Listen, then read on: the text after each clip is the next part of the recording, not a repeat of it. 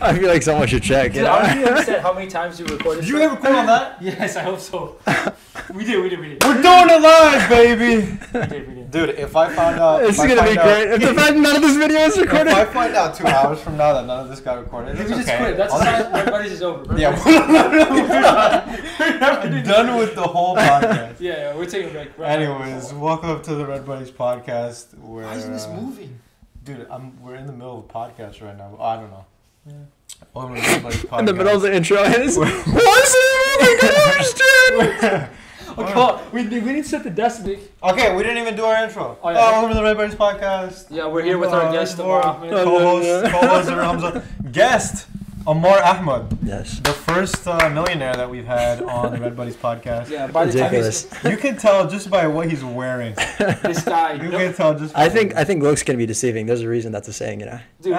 Dude, if I close my eyes and imagine the rich preppy boy going to private school with the $1 million, that would be Ammaar right now. Fake it till you make it, you know? If you just act like you have $1 million, eventually you're gonna get $1 million. You know what I mean? Yeah. Do you believe in that hippy-dippy stuff? You know, manifestation, like if you think about it's law of attraction, bro. It's all law of attraction. I just realized that sounds a lot like what people believe in right now. But looking real good today. Actually, Yusuf kind of looked like that. And Yusuf was another guy who's like... No, but I think he's more professional, a bit more, because he's got the cardigan on compared to Yusuf's yeah, flannel. that's true. Yusuf had the flannel. You're wearing is that a wife beater or is that a... No, that's just like a thermal thing. I see. Are you a wife It's beater? Why Yes. they called it that? Oh, we're gonna have to... We're leaving that in. We're leaving that in and we're clipping that. Yeah. Are you a wife beater? Yes. Yeah, all our we editor has gotten lazier by the day, so he doesn't edit anymore, so all this is staying in. Well, anyways, so we brought on Ammaar, and every time we have on a guest, we're like, make sure to post afterwards. And then we remember Ammaar has 0 social media Straight up presence. 0. Do you know Yes. your Instagram? I know your Instagram. Do you know your Instagram? I deactivated my Instagram. What? Rama. Rama's gone. It's King Rama or something. Yeah, I deactivated that. Yeah. Why? Was it hurting anyone? Oh, I guess we'll just get through this week.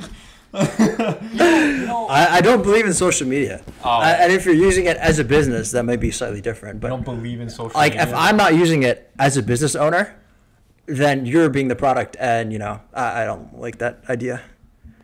my That's- God.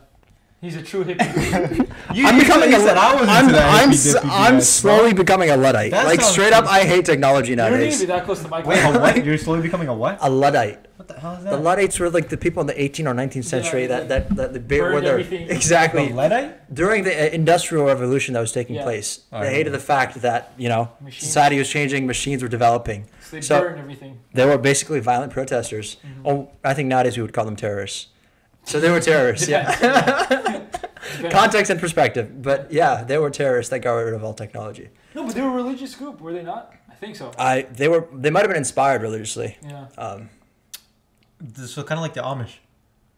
Yeah, but the Amish The don't. Amish, didn't- the they Amish just will kinda- let you have technology. Well, they just sat within themselves and they were like we're not gonna use nothing. Yeah, but this is my idea, and I'm going to impose it on you. You know, Yeah. Oh, okay. So so you said you're like a Luddite. You didn't say you're like an Amish. I'm slowly imposing this on all of my on all my friends. Is that why you came? Did you come here? Did you come This here to is send my money? actual one of my objectives, broader objectives in the next 3 years. He's like the tablighi It's just the exact opposite. Instead of calling people, I'm pushing them away. yeah, that's true. That's true. Alright, so this is our final Redbuddies episode. Ammaar has converted us to Yeah, we're we're only done. doing letters now, so all of our podcasts will be handwritten. We're done after this. But really, I don't think you really need social media. Like, if I want to talk to someone, I have their number. And if I don't have their number, I probably don't want to talk to them. You know, like, it's just kind of how it works. I agree. I think this podcast needs social media. And So that's if you're a what you were business- that's what I was before. saying. Yeah, we're business. If you're a business, right, and you're trying to promote something, then I would use social media. But other than that, I don't see a single benefit. I agree. You know, I think If you're good at it, you get hella validation, though. I feel like. yeah. Well, does it? Yeah. That kind of feeds into the thing that's like false validation. And it's like fake confidence that you get from the fact that I have social media and, Yeah. people are interested in me. You know? I feel like that's a good point, but I feel like that's also something that we've beaten to death on this podcast. No. So Social media sucks. No, but it's not bad. You know what No, happens? I live by this still. Like, Yeah. I've gotten rid of almost everything. I don't use my phone. Really? Look, my phone's in the basement. I'm, Right now? No. I only take it when I'm leaving the house. Oh. But otherwise, it's in the basement, and I check it like once in the middle of the day and once before I go to sleep, and then This is why you never responds to anything. Because he doesn't have his goddamn phone on him. What inspired this change? I was spending, I think there was 1 week where I spent like 6-7 hours on my phone. I looked at my screen time and I was like, this is ridiculous. In total of the week? Or and like, no, like in a day, like average per day, average across. Oh, yeah. And then after that, I kind of just, the next week, my average screen time per day was 30 minutes. So. Well, that's pretty good. I'm on here to flex that, actually. Oh, nice. I'm so much better than you because I told you it's my phone. Ammaar will give you 100% attention. He does not care about his phone. Dude, look at him coming out here, freaking dressed all nice, and he's like, he's Dude, the first millionaire on the podcast. He's like, ladies, I give my full attention to the human beings around me. Exactly. Is there a reason you're on this podcast today, bro? It's self-promotion, actually. Yeah. Oh yeah. Is that what we're getting into? Is that the next topic? Yeah. Love, romance, and I asked him a while ago if he could be on the podcast, and he was like, oh, like maybe some other time, and then now, dude, I said no, hold on, time out. Here's what happened, right? I was like, listen, I'll come on in 3 weeks, and then we confirmed October 3rd as of day of recording. Today is October what? October what? Wait, you told me that too, but yeah, you. And then he never texted me. Damn, I was like, okay, I guess that's not happening. No. So I was like, all right. Did I say that to you? You told me October 3rd. Okay, no. It was supposed to be the first week of October. No, you know what happened? I think that is what happened. I know that's what happened. I texted you afterwards. You know what happened? What happened? I texted you afterwards saying that we wanted to move you. This happened, bro. You might have texted this in your head, bro. I said, listen, we're not getting. No, because we'll take this off camera. Don't worry. On October 3rd, Arshad is very responsible, guys, and he has a great schedule. No, on October. Everyone that knows him knows that he is the most, precise, neurotic about dates. I heard that we schedule our guests weeks accordingly, so I don't know what you're talking about. We're very professional. Well, on October. Okay, here's what happened, bro. Refer back to the intro for that professionality, by the way. we had Daniel Khan, right? Yeah. All right, we had Daniel Khan coming on. And let me ask you this, bro. Like, let's say like you set up a date with the 4, but then like an 8 comes out, and you're like, let's got a date. You freaking distance. Nah, dude, I'm a man of my word. I gotta. BS. I want a real kiss. Excuse you. No. This is steak. Oh my god. Off podcast. That needs to get edited out. That needs to go. Nah, it's staying. Oh man! I remember when I was in freshman or sophomore year, Mars like, dude, we're gonna go on a road trip, right? So this falling through with Ammaar. Remember, Mars is the guy who always follows through. Listen. No. There's a difference. There's a date and there's a plan. That's a very different story. This group chat was made probably 2 years ago, and it's still never been followed through. Listen, road trips are hard to plan. I think. It's just something you need to do. It's hard to plan, exactly. You need to just do it, because the more road trips are intimidating in the fact that you kind of can't anticipate everything. And I've seen this with like every single road trip that I try to plan meticulously. Either the plans get thrown out, or we don't do it. Yeah. Well, that's what. Well, we just went on a road trip recently to Cleveland, Indianapolis, Chicago, and then came back, right? But so before the road trip, we went with Omer. And Omer was like, guys, if I'm taking my car, where are we going to go? We're like, shut up. Very accurate portrayal. We're like, shut up. We're going. And then he literally kept saying, he was like, yo, we need to plan. We need to know at least how far we're going. We need to know at least where we're going to. I don't believe that nowadays. And, well, like maybe the first destination, maybe you should know, whatever. But I thought it was fun. Anything followed through, because we originally said on that road trip that we were gonna sleep in Cleveland, and somehow we ended up at a random second hotel in Indianapolis. So like, Cleveland sucks, by the way. Yeah, I don't think. When I think of Cleveland, I don't think of anything. Like there's just I draw a blank. There's nothing there. Well, there is nothing. There was LeBron. Like Chicago, I think pizza. Right, Windy City. Like had that deep that deep dish right there. That's good. Really but Chicago's pizza. Chicago's like Frank Sinatra. Like all that. Like the art capital. For a while. Chicago's really nice. I give it that. Cleveland. I also think intellectual when I think Chicago. I just feel like people in Chicago are smart. Really? So? I don't know why. I think it's because of UChicago, but that's like about it. Is UChicago like a really good school? No, UChicago is known for being. It's the most intellectually rigorous school that there is. Really? It's, like the academics are really hard. Like basically Ivy's inflate grades. Yeah. Schools like UChicago actually deflate your grades. Yeah, UChicago, Caltech. Like they make it harder for you to do well. Yeah. But the people that come out of there, what are they? They're like hella smart. Like if they end up coming out like with like super jobs, right? Like.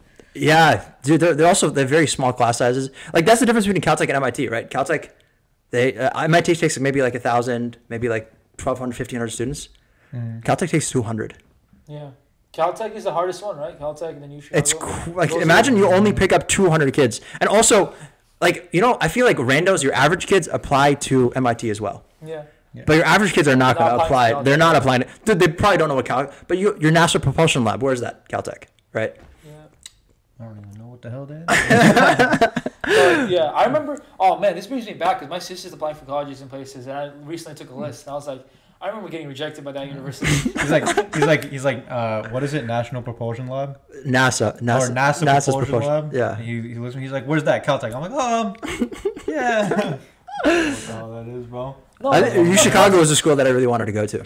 Really? Yeah. Dude, I purposely did not apply once I heard that. I didn't apply to Caltech or Chicago. When I only applied here. I applied to one school. Dude, I applied to 22 schools. I applied to 12-ish. I got waitlisted at 3. Got off the waitlist for 1.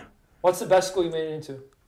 Made it into. It's gonna give someone some anxiety somewhere. I think it was probably between NYU and UMich. I think I should have gone to UMich. UMich should have been, yeah. But like, is it worth it though? Because especially UMich might have been worth it. I think, especially for people like you, you're not really the learn from the. But here's the thing: if I went to UMich, I feel like I would have been different. Really? Because, dude, I feel like that. I feel like first of all, right? I would have left.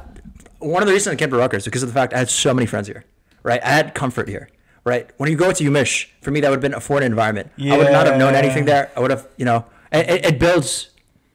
I would have had to make something of myself in a sense, right? Yeah, for sure. But your personality, I feel like, has been your personality for your whole life, and I don't think your personality is the bookish. My personality is also very competitive, though. Yeah. So like, so in that sense, like, I would have if I went there, I think I would have started competing. Yeah. The thing is, I don't buy the competition here at Rutgers. I never got into it, to be honest. It's with the boys, so like who? Yeah. Yeah. Well, yeah.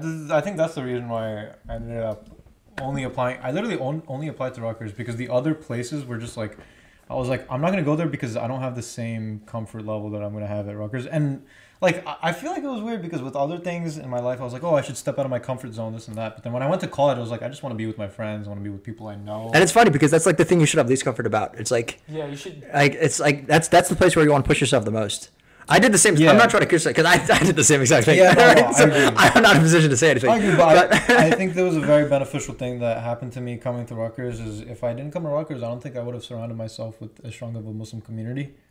This is Michigan has a pretty good Muslim, like Devin mentioned, like just like MCMC, there's right off campus. But you know what happened when I came to Rutgers is my older sister graduated right before, and she literally, dude, I found out she literally like appointed people. She's like, go keep an eye on my little brother. Now, you ain't my mother. But I kind of like it ended up working out for me. You know what I mean? Like I ended up knowing people here because of my sister. I ended up like. I don't think if I didn't know anyone in the Rutgers Muslim community, I don't know if I would have been part of the Rutgers Muslim community. You know what I'm saying? I think that's fair. Yeah. But to a certain extent, I don't know. I've been thinking about this a lot recently. It's like, to what extent should you be like pushing yourself? Like pushing yourself out of your own comfort zone. It's like, how far should you really go? I feel like college is honestly college is the best place. Because once this is your last rest stop before your life starts. So I forget. But then in that case, you shouldn't be pushing yourself, right? Because your life starts after college, right? Then why are you pushing yourself right now? Because you should relax now right now. Then. No, but this is that's your mentality. So like, I feel like for people like our shit, that's what mentality you tell, right? Like you want it to be more comfortable and relaxed. But for some people, you make me sound like a pansy, but yeah. But for people like me, like that is kind of true. But like, there you go. He's like contrast. He's like. Person wants to be more comfortable and relaxed, but for people like I'm a rugged individual who's like, grab yourself by the bootstraps and like. Guys, I went to a magnet school actually. Communist, by the way. Yeah. No. What I meant is not people like me, but like I just meant for me when I was in high school, I was like, I gotta get the hell out of here, right? Yeah. And so I like applied to a lot. But the thing is, college is so goddamn expensive. Like even if you get in, it's like $60K a year. And like, why would you do that? Like Rutgers is essentially like. Dude, 5 years at NYU. Actually, no, 5 years at Rutgers is still cheaper than 1 year at NYU for me. Yeah, but like Rutgers is like not like the proportion of the amount of money you pay is not equal. You know what I'm saying? So like the amount to pay for Rutgers versus the amount to pay for UMich, you're not going to get infinitely much more stuff from UMich compared to how much you pay. It's interesting because I feel like the people at Rutgers are also different. Like it's like I feel like everyone has like somewhat of a chip on their shoulder. Yeah. Yeah, like even like some of the smartest people that I've met, like they've always had something. It's almost like they need to prove it to themselves. I can give you like numerous examples. Are you saying because we go to Rutgers, there can be very smart people here, but because of the name of the No, school? I don't think that's the only chip on their shoulder, right? I think the Well, you part said of the they chip, need to prove it to themselves. Is that why they need to prove it to themselves? part of it is like some of the people. I think over here you see more people coming from difficult backgrounds, like, and it's kind of sad because I've seen so many like incredibly bright people. I know some kids that have just like dropped out of Rutgers, but I think they're some of the smartest people I've ever met. Yeah. Like it's kind of scary. Like I know one kid that came into Rutgers, right? And he was probably one of the best debaters I've ever seen, right? And he had some complicating family matters, but part of it that influenced him to like, I'm going to stay away from drugs, alcohol, anything like that. Yeah. But when he came to Rutgers, he was doing really well in debate, and I think that made him comfortable with the fact, and he eventually got into that and dropped out because We got into what? Kind of what? kind of like that scene, the drugs, alcohol scene, and it was somewhat of an influence that got him. But And it's so easy to get into that. Especially at bro. It's Rutgers, so where easy. there's just like a party Like, every you're super 2 feet. susceptible. Yeah. But there's also a sense of insecurity. That is also a part of it that you're talking about. What do you- I feel like people at Rutgers have like this insecurity about the fact that I'm from Rutgers, and Yeah. because of that, I need to do something to show myself. Yeah. Well. Yeah. And I think you got to get rid of that insecurity very quickly. 100%. Very quickly. If you hold on to that insecurity like for a little while, people will go to, you'll go online and like, you might find like a lot of these people that make videos about like software jobs, CS jobs. They're like, oh, I went to, I go to MIT, I go to Caltech, whatever, right? Yeah. And it can make you super insecure. But what you have to understand, the way you get rid of that insecurity is you have to understand you're going to Rutgers, and Rutgers is Rutgers, but you're you, and you can be like a really smart person at Rutgers, and you can Exactly. be the top of the top at Rutgers. Yeah. I've seen that myself. Like Yeah. even when I was doing debate at Rutgers, I saw that immediately when I came to freshman year. Dude, there are these two kids named Max and Pasha. Man, like I've never seen anyone as quick on their feet and just the breadth of their knowledge. Because we did parliamentary debate. Parliamentary debate, it's basically you have two sides, government, opposition. Yeah. Government comes in with a pre-prepared speech, and the opposition needs to respond on the spot. So you hear the topic, and on the spot, they can bring any topic. They can talk about art, history, philosophy, international relations, right? And you need to be respond to all of that. And one of these kids, right, he was really weak in economics because he was a more philosophy, history type of guy. And dude, he self-studied, like, basically an economics major in the span of, like, a summer. Just for debate. That's like crazy levels of motivation. And he goes to Rutgers. And he went to Rutgers, yeah. Dude, the next year they went on and to in this debate league. They were they ended up the year being the number one team in basically the whole league. But the league is comprised of like some of the Stanford kids from Stanford used to fly out to the East Coast just so they could participate in this league. Yeah. It's a very prestigious league. And super competitive. And it's super competitive. And they were in like the past 75 years of the league, they were the youngest, right, duo to ever like reach Saudi, which is like, or Todi, team of the year, right? But one thing that happened, that I was told the story, they were like at a party, and that's one thing debate is kind of notorious for is like their parties. they're kind of crazy, by the way. They're like band kids, kind of. Oh, well. Well, these guys didn't get banned, even though. No, might not- band kids, BAND. Those people go crazy. You know, band kids, how like you wouldn't expect. Oh, you guys didn't really have band in. I didn't have. Dude, Oh, I went yeah, to that's true, Islamic that's school, true. but I don't know Yeah, what band is. What but- instruments? What are those? I only know the drum, that's it. One time at a party, I think one girl was drunk. She's like, "You guys are like so smart. Like, why are you guys going to Rutgers?" Right, bro. They got tight. They're Yeah. like, "What the hell is wrong?" They got pissed and they just left. Yeah. And- I mean, that's so disrespectful. It's 100% disrespectful. So disrespectful of her. But like, but think about what's the opposite of that then, right? Yeah. Like, what's the opposite implication of that? And that's what most people have. Most people have the opposite implication, but that's also not true. Being that, right? Because I go to Rutgers, I'm not as smart, or I need to prove myself even more. Yeah. Well, I think something that you need to understand as a Rutgers student is that perhaps I don't think being at Rutgers says that you are at a certain competence level. I think it says that you are within a certain competence range, which might be a bigger range than a different school. Maybe a different school has a smaller range of just people that are like really, really, really competent. But if you're at Rutgers, you could still be really, really, really competent, but the range is bigger and it includes people that are maybe less competent. And also, we're talking like we have to kind of be like self-aware when we're talking about this a little bit, right? Is Rutgers is not a bad school, dude. Not at all. Dude, Rutgers is not a bad school, dude. I've talked to people. This is gonna sound kind of weird. I've talked to like random people on the internet who've been like working like in industry for like a while. And I'll tell them I'm from Rutgers. They'll be like, "Oh, Rutgers, right?" And like, and they recognize it, right? It's a place that they recognize, and they respect you because of that as well. And they respect you, and especially like and certain departments at Rutgers are like really good. Like the math department is rare. It's like my mom looked it up. She's like, she was surprised. She's like, it's 19th in the world. Our math department. Our math department. Yeah. Our math department. Yeah. Wait, does it? Well, see, no, that's the thing I have. Like, so this maybe we can pivot to another issue a lot of times. Well, the thing I hate, like, I just want to touch on that point again. Like, Rutgers. Your hand is blocking. Yeah. The mic. But the point is, Rutgers is a state school, so it has to take in a lot of people. But that doesn't mean that also it denies the smart people. Also, let's like step back. Another thing I was talking about being self-aware is we're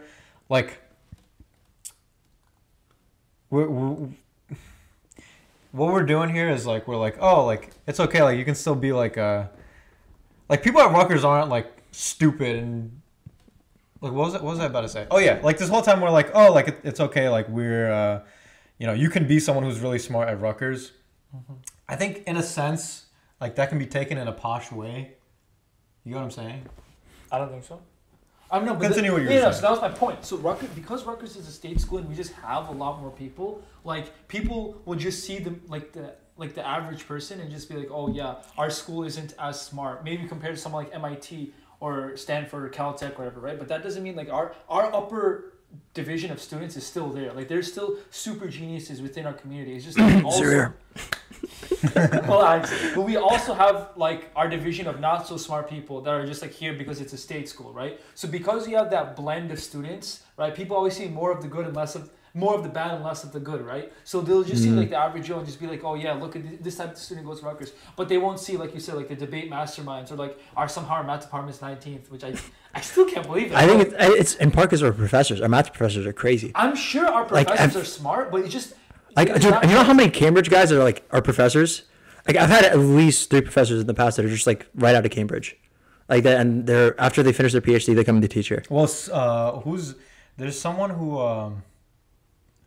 one of my professors that I had, one of my electrical engineering professors, he wrote like the book for that class. Yeah, like not just for Rutgers, but for the everybody, you know what I'm talking about? My OS professor was apparently he was a student of the guy who's like who wrote the book that's internationally used. Like he was a straight up undergrad student, and he had to miss like a couple weeks because he was giving a talk at a conference. I was like, what the hell is this? And then apparently it's like the leading like software conference where they introduce new concepts of memory and stuff like that, and he was giving a talk there, and I'm like, what the hell?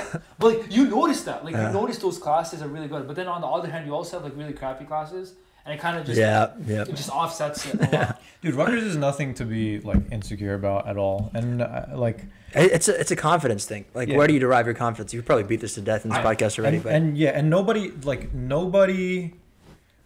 To be honest, I don't think any school. Okay, if you go into any school and you feel an insecurity about where you are, any school. We're talking about Rutgers right now, and Rutgers, like we're sitting here, we're making the case for Rutgers. But wherever you go, you need to make a case for that school, and I think it's super, super, super important that if you're going to any school, if you have any insecurity about that school, it can shape the way that you do all the work in your school. It can shape the way that you enter your professional life afterwards. It can shape the way that you behave as a human being. You need to deal with that immediately. Well, actually, in that case, right, what we're doing might actually be exactly what we're not supposed to do. Yeah, like in the sense, like we're trying to make ourselves being like.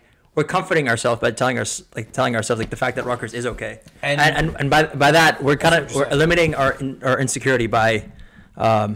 I don't know how to explain. I see what you're saying. Here, wait. This is what you're saying is the root of insecurity is within oneself. It's not within or when you're really trying to tackle the insecurity, you should tackle it within yourself and the way you deal with the insecurity, not so much the thing that makes you insecure. Because Exactly, there yeah. will always be something that makes you insecure. You can go to Caltech and be insecure. You can go to MIT, Harvard, Princeton, and be insecure. Because there's always something that will make you insecure. The problem isn't those things. You think the problem is those things, and you think that getting past those problems will lead you to becoming less insecure. But realistically, there's always going to be something that's going to make you insecure. So the solution to the problem is a change in perspective, a change in lens. Yeah. To be like, I'm fine. I'm good enough how I am. Do you believe in confidence? Do I believe in confidence? Do you believe in the idea of confidence? What is the idea of confidence? I think confidence is having comfort in yourself, knowing that you're good enough, knowing that whatever you do, like, it's fine. You're good enough. You can be comfortable. Wait, are you trying to ask? Like, It's more so, right? Go ahead. What were you saying? we're trying to ask if confidence like actually matters, or like, what do you mean believe in confidence? I'm Like the idea of, I don't know, this idea of confidence is kind of weird, I right? absolutely believe Because in confidence is more so, it's I don't think it's being comfortable. It's more so being comfortable with being uncomfortable. Meaning, like, if you're put into certain situations, like, I can be, like, for example, if I'm up on stage, right? I'm feeling nervous, but that doesn't bleed through and that doesn't show, right? I'm seen as confident, but in reality, I'm still nervous. Yes. Right? It's confidence is an illusion in a sense. It's like a facade that exists. Okay, I think what you said is correct, but I think in order to be up there and be nervous and still do something, you have to be within yourself. You have to be someone that knows everything's going to be just fine. And that's what I meant by comfort. It's actually, yeah, that's an interesting way of putting it, because it's more so your practice doesn't give you confidence because you've done it right so many times. It's because when you do it wrong, it's like, oh, I messed it up, but it's still okay. Yeah, exactly. Right? Like, the amount of times I've said, like, you've seen me at MSA events, like, I've said, like, some dumb stuff on stage, right? Like, and there have been some really awkward moments, but it's right. It doesn't matter. Yeah, right? dude. I mean, think about the best stand-up comedians. I mean, how many times have they bombed? They say it themselves. Yeah. The best stand-up comedians have bombed the most. Like, I remember I did stand-up. You actually saw it. But the second time I did stand-up, it was at an MSA event. I don't know if you were there. I don't you were think there. so. It was at an open mic my freshman year. Basically, the guys' side laughed and the girls' side laughed. But that's because... maybe that says something about... I think it says something about your comedy, bro. This happens a lot. I wonder why. No, I think it was just things that maybe guys would find funny. But I think, like, a normal person... would find it funny. Okay? I don't think the girls in that crowd were like normal people. Oh god! But, that's fine, bro. I'm gonna edit nothing now, bro. They don't even watch this, bro. That is fair. They watched this for Zarir, actually. Look at him watching. Oh my god. He's got a couple people watching just for him. Oh, 100% Zarir. Anyways, what was I talking about? No one You gets made Zarir so uncomfortable there. I don't think you realized. But the second time I went up and did stand up, like, it was so going up there, whether I bombed or not, people told me afterwards, I was like, yo, I freaking bombed. Dude, I remember after that, I was so, like, I didn't want to talk to anyone. I just wanted to go hurl up into a freaking ball, right? Because bombing sucks the first couple times you do it. And then, like, people were like, oh, you didn't bomb. Like, the guys would be like, oh, you didn't bomb. I'd be like, bomb. But You're saying bomb way too many times. This is not being fined yet. This is limited how many bombs you can have, man. So I was on stage in front of a crowd, and you know there was a bomb. We got demonetized before we got monetized. All right, so but it's really daunting being up there and like half the crowd isn't laughing, right? So whether you think you bombed or not, it definitely feels like you bombed. The best stand-up comedians, though, they've done that a million times. And I think if you ask them, after any of their acts, be like, could you have done that better? They would still 100% of the time be like, yeah, I could have done that better. Like, there's nothing that I've ever walked away from been like, yeah, I didn't mess that little part up. Yeah. Right? Like, I don't think that's what confidence is, like, being perfect. I think that's the idea that most people have in their heads. Yeah. And it's, in a sense, you're trying to align what you do with this conception you have of yourself. And you want the perception that you have of yourself, and you want to force that perception on other people. Yeah. And that comes from a severe lack of confidence. Do you guys know Dr. K? Dr. K. Oh, the streamer? Yeah, but he's like healthy Yeah. gamer or something. Healthy gamer. You know this genius. guy? Oh, Yeah. I think I know. He's like this Indian dude. He's He's so good, dude. He's so good, by the way. Like at gaming or like as no, like he's a therapist. Yeah, he's a therapist clinical for, like, therapist. gaming community. I think I've seen one or two of Top-tier these things. streamers, Yeah, top-tier He's on the yeah. staff of Harvard Med. yeah. Damn. So he's like I don't know if he's like He Twitch streams for like on the side, basically, right? Uh-huh. Yeah, I Yeah. think that's his thing. Like he has like a whole company that's related to like helping like addiction and mental illness with like gamers and stuff. So like he's really famous because he does a bunch of live streams. Like on those live streams, he talks one-on-one or two-on-one with like very popular streamers. Yeah, and sometimes he'll just stream and he'll help people through their problems. But I saw this really cool video by him the other day, and he was like, here's the reason why all of you are like humongous procrastinators and why you feel like you can't get anything done. And he's talking to like gamers. Did I come up in your suggestions? What? Yeah.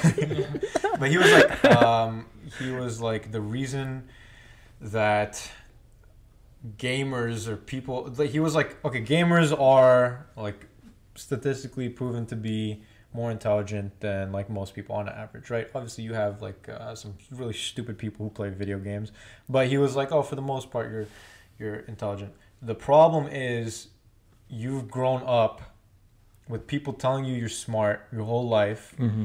And so now, and you didn't try, and you think that you trying at something and you showing people that you are trying at something is evidence that you're not as smart as you thought you are and as smart as you want them to think you are. So they don't try things because they can't accept failing, and they're the people who are the least confident.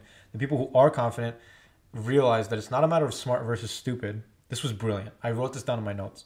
It's not a matter of smart versus stupid. It's a matter often of experienced versus inexperienced. 100%. Like I think in terms of parenting, right? The number one advice, if you ever have a kid, right? Just pump them out. You get more experience. When you have kids, Like right? 7, 8 kids. Never tell your kids that they're smart, right? Or like if they did something good, attribute it to the hard work that they did, not because of the fact they're intelligent. Because then success or something like doing good is tied in their mind to hard work. And hard work in terms of success, right? It's conscientious and hard work, and then IQ comes after that, right? You do need both of them, but first hard work comes, right? 'Cause if you can't work hard, it doesn't matter how smart you are to begin with. Yeah, absolutely. And I think like to some degree, all right, I feel like we've kind of like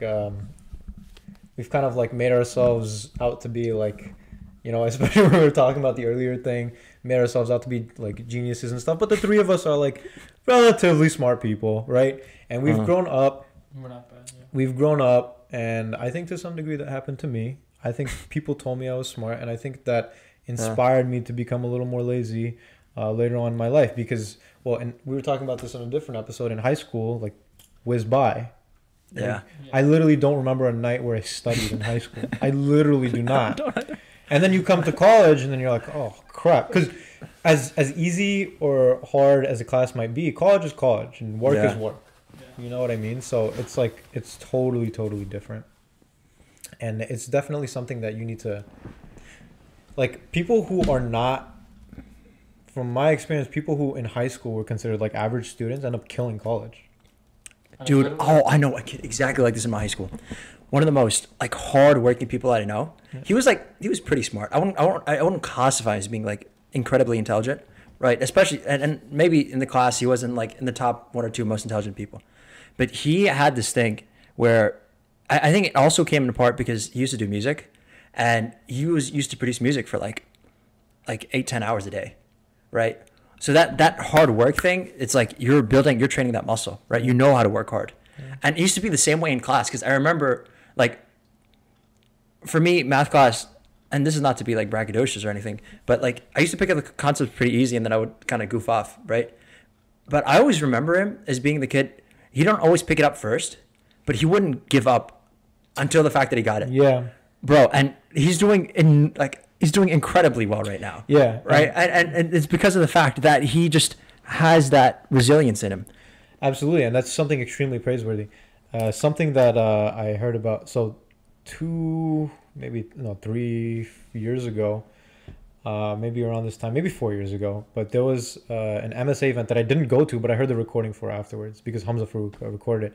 It was Sheikh Shinawi, doing the talk about Ammaar radiallahu anhu. And I remember that event. you were there? Yeah. Okay, so I heard Are the you guys recording not the same afterwards. age? No, he's a year older. But No, I thought you're graduating. yeah, Wait, hold on. You're 21? 22. 22. How old are you? He's a year older. He just graduated this year. I'm 21. I'm only 20. You guys are old as hell. Sir, you're just young, bro. Yeah, you're just freaking. You guys are old as You're a hell. baby. That's why all Boomers the, that's over why all the here. ladies like us over here. They like the young ones, I feel man. like this is not legal for me to be If next you guys to want a young little boy, we got one right here for you. Young little creepy. He has a beard. We can't. better beard than a lot. You don't have a better beard. You just have a longer beard. You That's a don't good beard. you don't Three has a you don't top. cut your hair. That's really what's happening, bro. What was I talking about, bro? You were talking about Muhammad Sheikh Shinawi. Oh yeah, Sheikh and Shinawi. First of all, Sheikh Shinawi, I can literally listen to that man talk all day. Dude, he has one of those voices that is just so Well, soothing. It's not even. It's the voice is probably part of it, but he's just so intelligent. First He's of all, brilliant. Oh my god. so intelligent, Uh-huh. and he speaks English better than any native speaker I've ever met in my life, and English is not his first language. Okay. British English Wait, or is English it? English? I didn't know that. No, dude, Wow, that's surprising. He has an accent. Like, I don't think it's his first language. But the other thing is, actually, it might be his first language. But anyways, the other thing is he is just so like he's well spoken and he's like witty, like while he's speaking, like effortlessly. But anyways, the point I was getting at was he was talking about Ammaar radiallahu anhu, and one of the points that he mentioned was Ammaar radiallahu anhu took 12 years to memorize Surah Baqarah. Now, you can look at, I brought this up in a previous podcast, you can look at that and be like, well, it took him 12 years, maybe it took XYZ Sahaba, maybe it took them 2 months, whatever. 2 months, maybe it took them a month, whatever.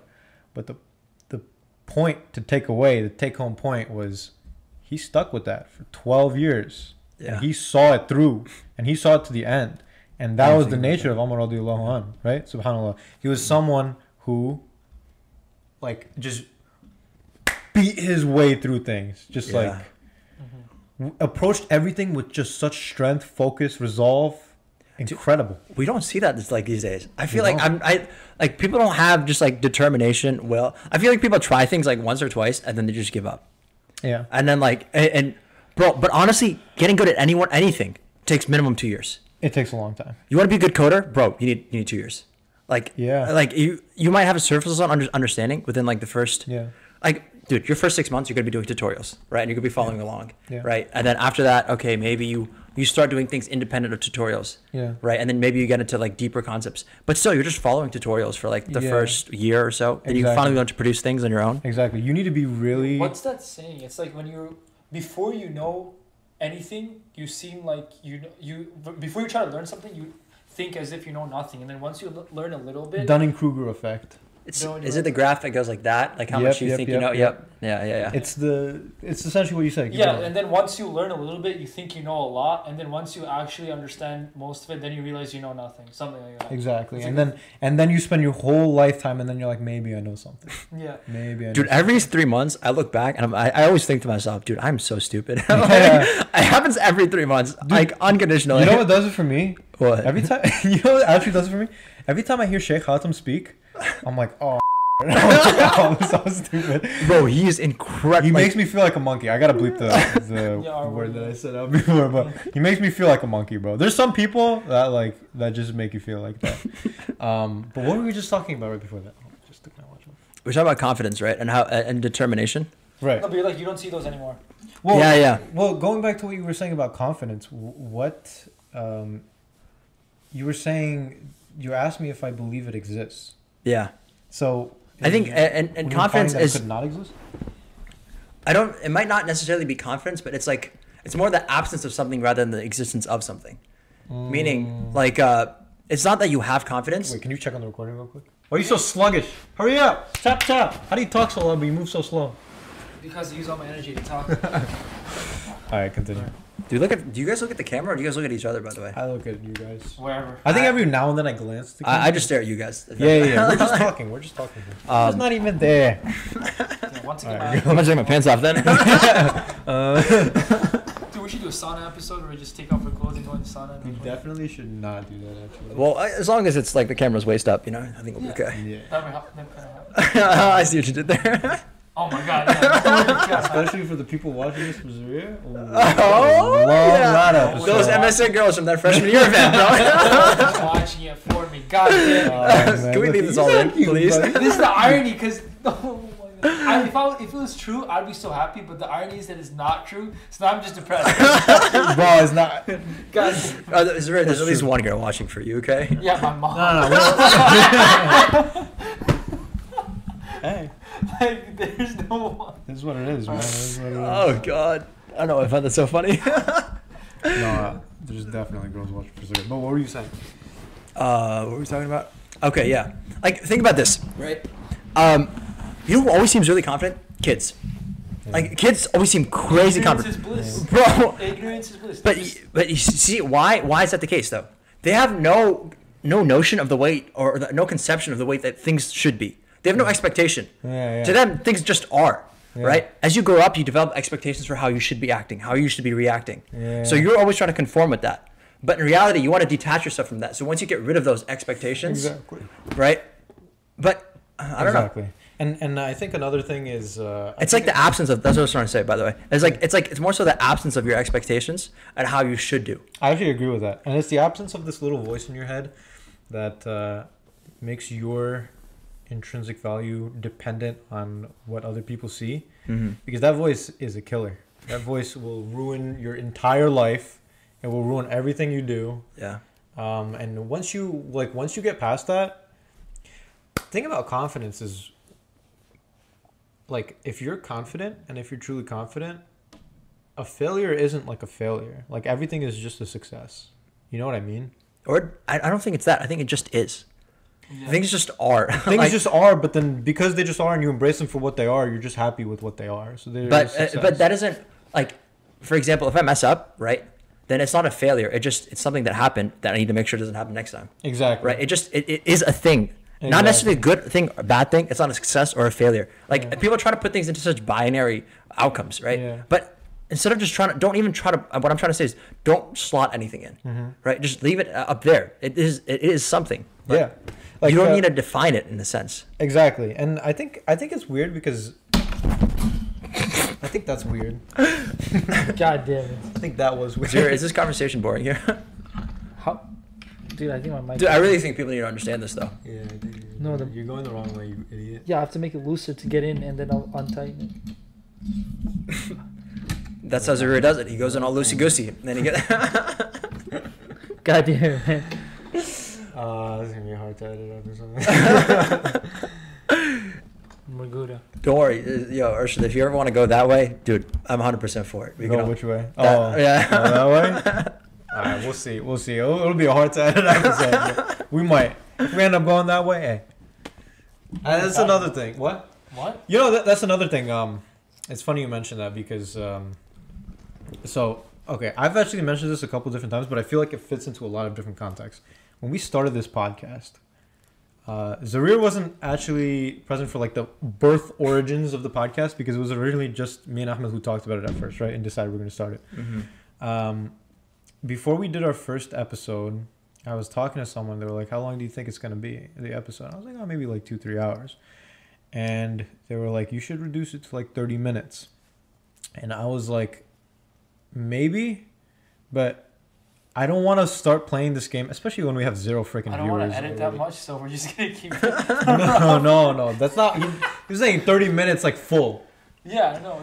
Well, the 2.5 hours would be more editing. No, just leaving all the raw footage and then boom, we're done. Well, we can't do that for this episode. But if you're playing that game from the very, birth of your idea, where like you're like, oh, we have to meet the expectations of what a podcast should be. First of all, you're not staying genuine to a podcast, and I think if you're not staying genuine to a podcast or genuine to yourself on a podcast, you shouldn't do the podcast, I think.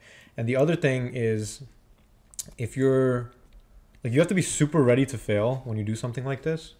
Like, yeah. I think the only, like, within the past couple of weeks, we've had really good episodes, I think. But in terms of views, the only success we've had was the one that we just put out last week. It's not to say that the other ones were unsuccessful, but if you measure it by that standard, and they were unsuccessful, so you can't. But you can definitely see, like, from the beginning, our quality has definitely improved. Yeah, for sure. Right? You got the open side, some paintings and stuff. Yeah. Exactly. No, but I think, like, overall, like, the experience has definitely improved for us. But it's not. Even though it's not reflected in like even reflected in real views. Reflected in real views, you can see that I think that we enjoy it more. So then at the end of the day, I think in terms of progression, because we enjoy it more and it's easier for us now, I think we are growing in that sense. And people love... Yeah, go ahead. So, like, two things about that, right? It's, number one, I think people measure success too soon. Like, you need to... Like, success happens over an average period, right? Meaning, like, if you're doing well, you're not going to see it. It's not going to be one episode. You're going to look at the past, like, 25 episodes, past 50 episodes. Yeah. Look at the average views of those, right? You don't look at the past one, the average of the past one episode. Exactly. That's not an average, right? Yeah. You don't get an accurate judgment there. Like, statistically, that's stupid. Right. And that's how our minds operate in such a statistically stupid way, by the way. Like, we overestimate or rather overvalue, like, the likelihood an expectation of, like, bad things happening. But the second thing related to that is that political commentary right there? In part. No, definitely. Yeah, that is also political commentary. Yeah. I figured that's kind of... But yeah, continue. But the other part of it is, like, these micro spikes that you see or the micro declines that you see are, because of that, right? They're insignificant. He is definitely a stock guy. Yeah, stock trader. Micro spikes. What the hell? Did you come out here just to say that word? Dude, there's some words that I use. I think I started using. That was good. Was that a dirty joke? That was a dirty joke, right? Oh, okay. No, what are you talking about? This is PG. Okay, all right, continue. That was a dirty joke. If it went over my head, it'll go over the viewers' heads. Keep going. Dude, I wasn't paying attention, but once I paid attention, I got that immediately, bro. No, I got it, but... Dude, no one gets this far in the podcast. We're fine. We have 0 viewers right now. Continue. I'm kidding. People actually watch our full episodes, by the way, but continue. Yeah. I'm hearing some feedback, by the way. I don't know where that's coming from. What? From his headphones. Oh, okay. No, that's fine. I just didn't know where it was coming from. Okay. What was I saying? Micro spikes. Oh yeah, no. There's some words that I've started using just because of the fact, like that I, like some words like confluence, right?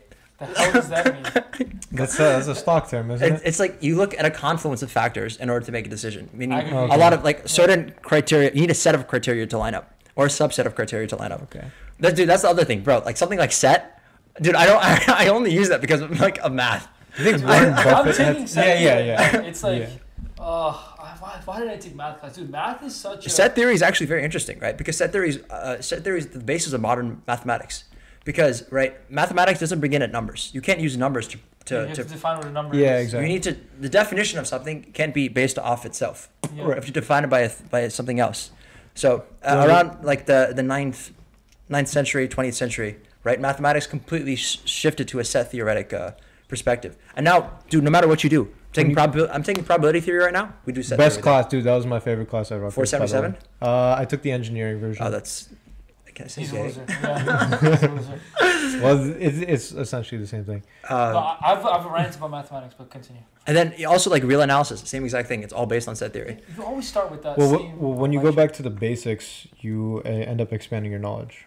Mathematics is axiomatic. Yeah, you're right. Meaning you start off with a certain set of presuppositions, the most basic presuppositions you can have, and then you can build off of there. Yeah. This is Ammaar. No, but, like, you need a... What were you talking about before? You continue. And then we'll go back to what you Dude, said. once you start talking about math, this is going to go on a different rabbit hole, bro. Do you want to go here? No, but isn't the whole set theory based on, like, one assumption? If that assumption is not true, we're screwed. Remember, like, there is an inductive set. Like, you have to assume that. But you can't prove that. See, this is a very interesting thing, right? Yeah. You want to go back to what you were saying before? I was thinking about whether we're going to get into this or not, but this might be interesting. Cut me off after like 5 minutes of This this. is not just math. It happens in a lot of places. No. So this is like a fundamental conversation, right? Determination of truth, right? Yeah. Is there really any truth that exists? Redbuddies podcast. We'll see you guys next week. Peace out. We'll just end with that. Like, for example, right? That's a great cliffhanger. Like, is there any truth? Alright, go. Start off with that. That's a great, like, intro thing. But too much editing. But dude, that is, by the way, literally anyone who knows you and watches the podcast will expect you to have said that somewhere within the episode. Yeah. already. Dude, you know those magic tricks where they're like, I wrote this down like 3 days ago? Yeah. I wrote down 3 days ago. Ammaar Ahmed. Is there such thing as truth? The predictions, yeah. All right, go, continue. No, but like, okay. Let's talk about this. We'll look at this from different perspectives, right? So, first of all, this is something that's you said different perspective, and then you change how you say it. That's pretty neat. I'm gonna do that every single time. Okay. Just wait. Different perspective. Oh my god! Sorry, dude. That's the second time we've had to one time before put in a physical blur. No. Go ahead. No, just cut that out, bro. All right. I can't continue. We're good. I can't continue. Yo, wait, give me your phone real quick. Why? Give me your phone. No. All right, let's go. Continue. All right, no, that was a good move. I appreciate that. So focus. We're talking about truth here. All right. Continue. So let's talk about mathematics, right? Yeah. That is one of the biggest critiques of mathematics, right? It's you don't start off from a deductive basis, right? You start off from axioms and then you go deductively from there, right? But how do you know the existence of the axioms are there? How do you know the axioms themselves are true? Let's try to make this into layman terms first. What we're basically essentially talking for all you idiots, for all you goddamn idiots. Basically, this is for Arshad, guys. I'm not a math major. But yeah, basically, what I was talking about, right? This is because I just had my midterm yesterday, not yesterday, like last week, and it's still fresh in my mind. But essentially, what Ammaar was saying before, the basis of mathematics is based on numbers, right? But what essentially is a number, right? Like what defines number? The way I've learned it in set theory is that a number is basically represented by a set containing the number of values equal to that number. For example, 1 is defined as a set that contains one element. 2 is defined as one set specifically, right? Yeah, one set. And then 2 is defined as one set with like 2 elements inside and stuff like that. And the way you make the next numbers in the chain is by combining the set you're on right now with the empty set. Right. But that thing works inductively. But if you guys know anything about induction, is that you have to have a base case, right? So then for that base case, you have to define what is the empty set. The empty set is equal to 0. Yeah, or empty set is equal to 1, whatever it is. Yeah, but the thing is, because that is your base case, there's nothing before. Well, and you need that in order, like you need to make that assumption in order to build everything. In order to build anything and believe. Build all of mathematics. It's the basis of numbers. Yeah. So if somehow somewhere in the future would say like there is no such thing as an empty set, literally our understanding of the world would just be understanding of mathematics, right? But mathematics shapes so many things. The entire world would just be unraveled. Well, see, that's where things get interesting. We'll get into that. Go ahead. What were you saying about truths? Yeah, but I was looking by inducting and stuff. But yeah. So, right, let's take this even broader. We're talking about mathematics here. Brother. Let's take this even broader than that, right? When look at logic itself, right? Logic, right? People love logic these days. They're like, oh, logic is absolute truth. Yeah, move your foot down, bro. Dude, recently, I think one of the greatest critiques of logic comes from Ibn Taymiyyah, right? He's a great Muslim philosopher, scholar, etc. One of the most, prodigious, and he has some deep works. One of the things that he wrote about logic was, logic, right? You take any two logicians from the same era, right? See if they ever agree on anything. If logic is an absolute determination of truth and you can use it to come to truth, how come two philosophers or two logicians from the same era never come to the same conclusion? To play devil's advocate, that might not be a flaw in logic, but that might be a flaw in a person's idea of what is logic. I was going to say that. But then again, by the way, I agree with what you're saying. I'm just playing devil's advocate. But then that falls into the case, right? Even if logic can determine truth, we can't use it because it doesn't help us, right? Even if what you're saying is true, meaning even if it can determine truth, if it's useless to us, right? We can't use it to come to truth and we can't agree on something, then therefore it's useless. Yeah. Right? I mean, and then we can go off and then you can go off on science too. Science has the same problem. Yeah. Science as two fundamental, there are two preconditions about science you need to acknowledge, right? This is going to philosophy of science, right? Philosophy of science, the two basic things you need to understand is, first of all, right? Science cannot make claims about the non-material world, right? Things that are not physical, tangible, right? That's a very basic definition of material, but let's go with that. Things that are defined by matter, space, etc., right? The second condition is that science operates on a degree lower than a logical, right? If you a deductive claim, a lower, a deductive claim is higher than an inductive claim. You gotta explain that further. Okay.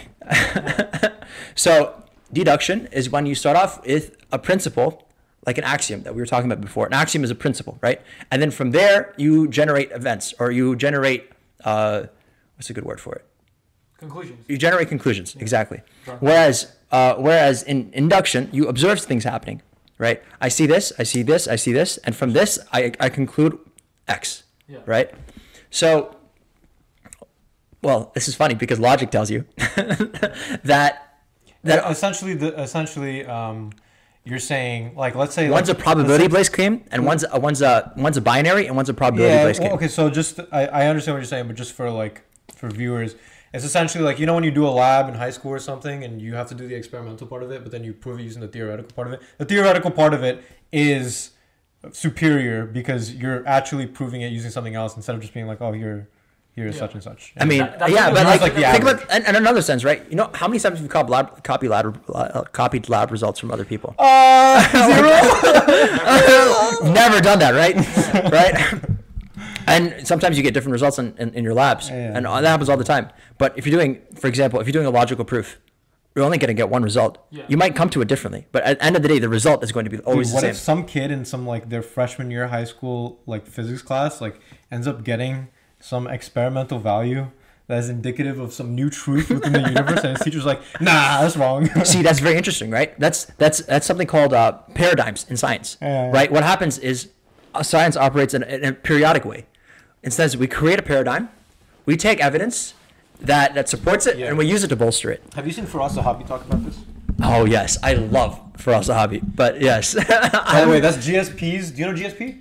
George Saint something. George St. Pierre. Do you know is GSP's? Only reason I know GSP is because of Firas Zahabi. Oh, well, I originally found Firas Zahabi because of GSP, but then I found out he's a friggin' monster. Dude, he is both intellectually like brilliant. He studied philosophy as bachelor's, and he's been like studying philosophy for the past 20 years. Yeah, but he's a trainer, and he's also like one of the best MMA trainers. And he's possibly the best. Possibly the best. TriStar Academy. I don't know if you've heard of it, and also he's outspoken as someone who is like well versed in philosophy through his own lens as a Muslim as well. So he's Muslim. He's very praiseworthy. Anyway, continue. He's Arshad's so turned on right now. Like, this is like the intersection of philosophy, intellectualism, and MMA.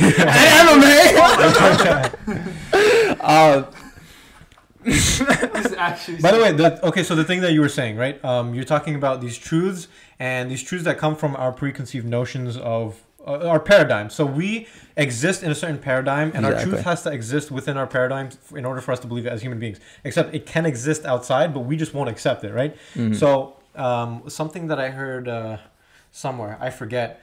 Well, basically the point of it was human beings will believe what they want to believe, and they'll prove that.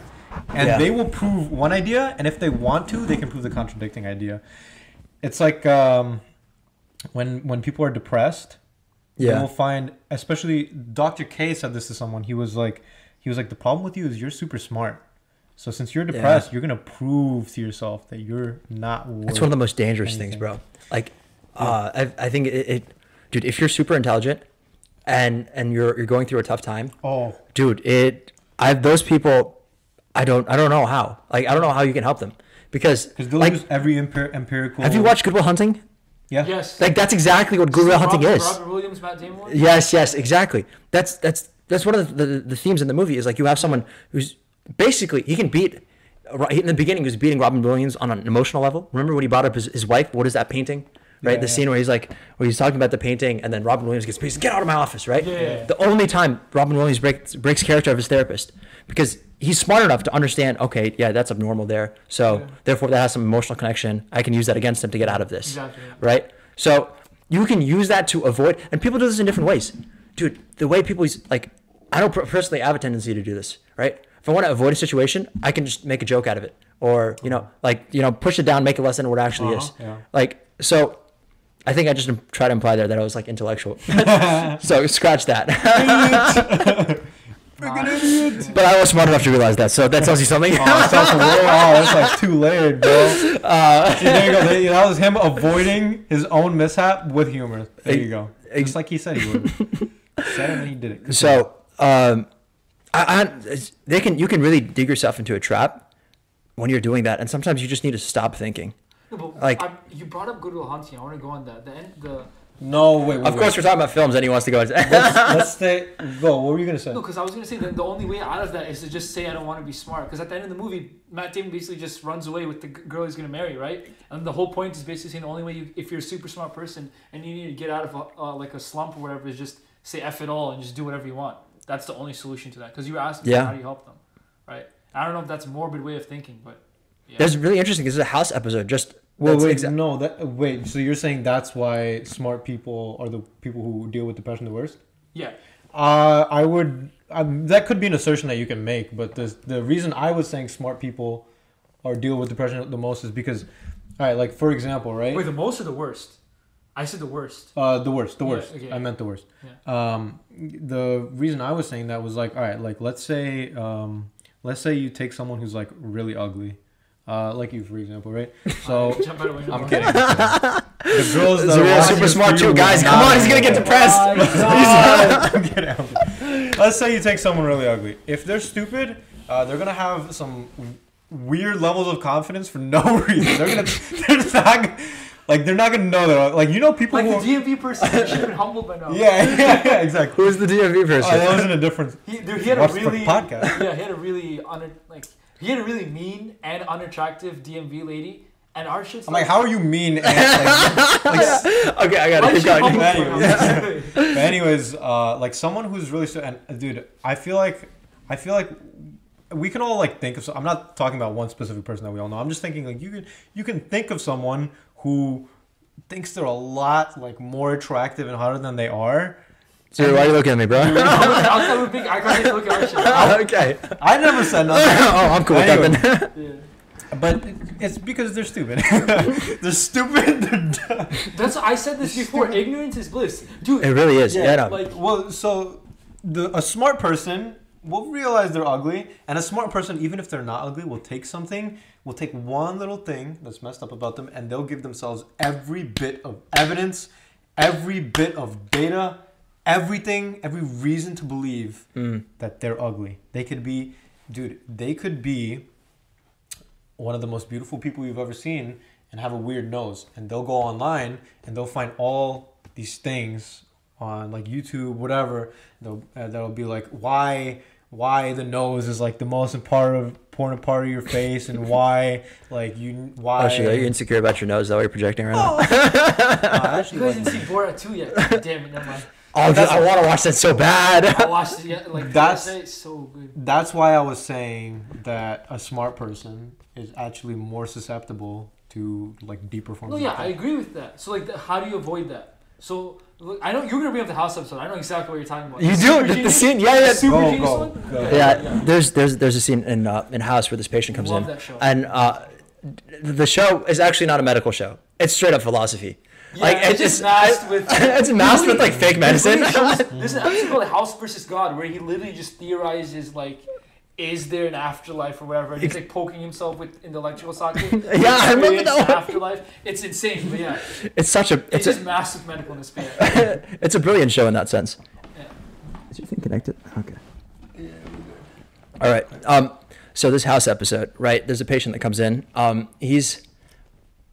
His looks are a little weird. He has like that bleached hair on top, like the bleached tips, and then he comes in and they can't really figure out the tips. Yeah. They can't figure out what's wrong with this guy, right? So they do the normal thing that they do, and they break into the patient's house, and they break in and they don't really find anything abnormal, but it was that there was a lot of cough syrup and a lot of alcohol. Yeah. Right. Yeah. So usually, what takes place is that you drink a lot of alcohol, and then you use like the cough syrup to basically reduce the effects of it. Something like that, yeah. Something along those lines. It's probably pseudoscience, but who cares? No, but that was the best part. Wait, what's the point? Because the point is he was doing it the opposite way.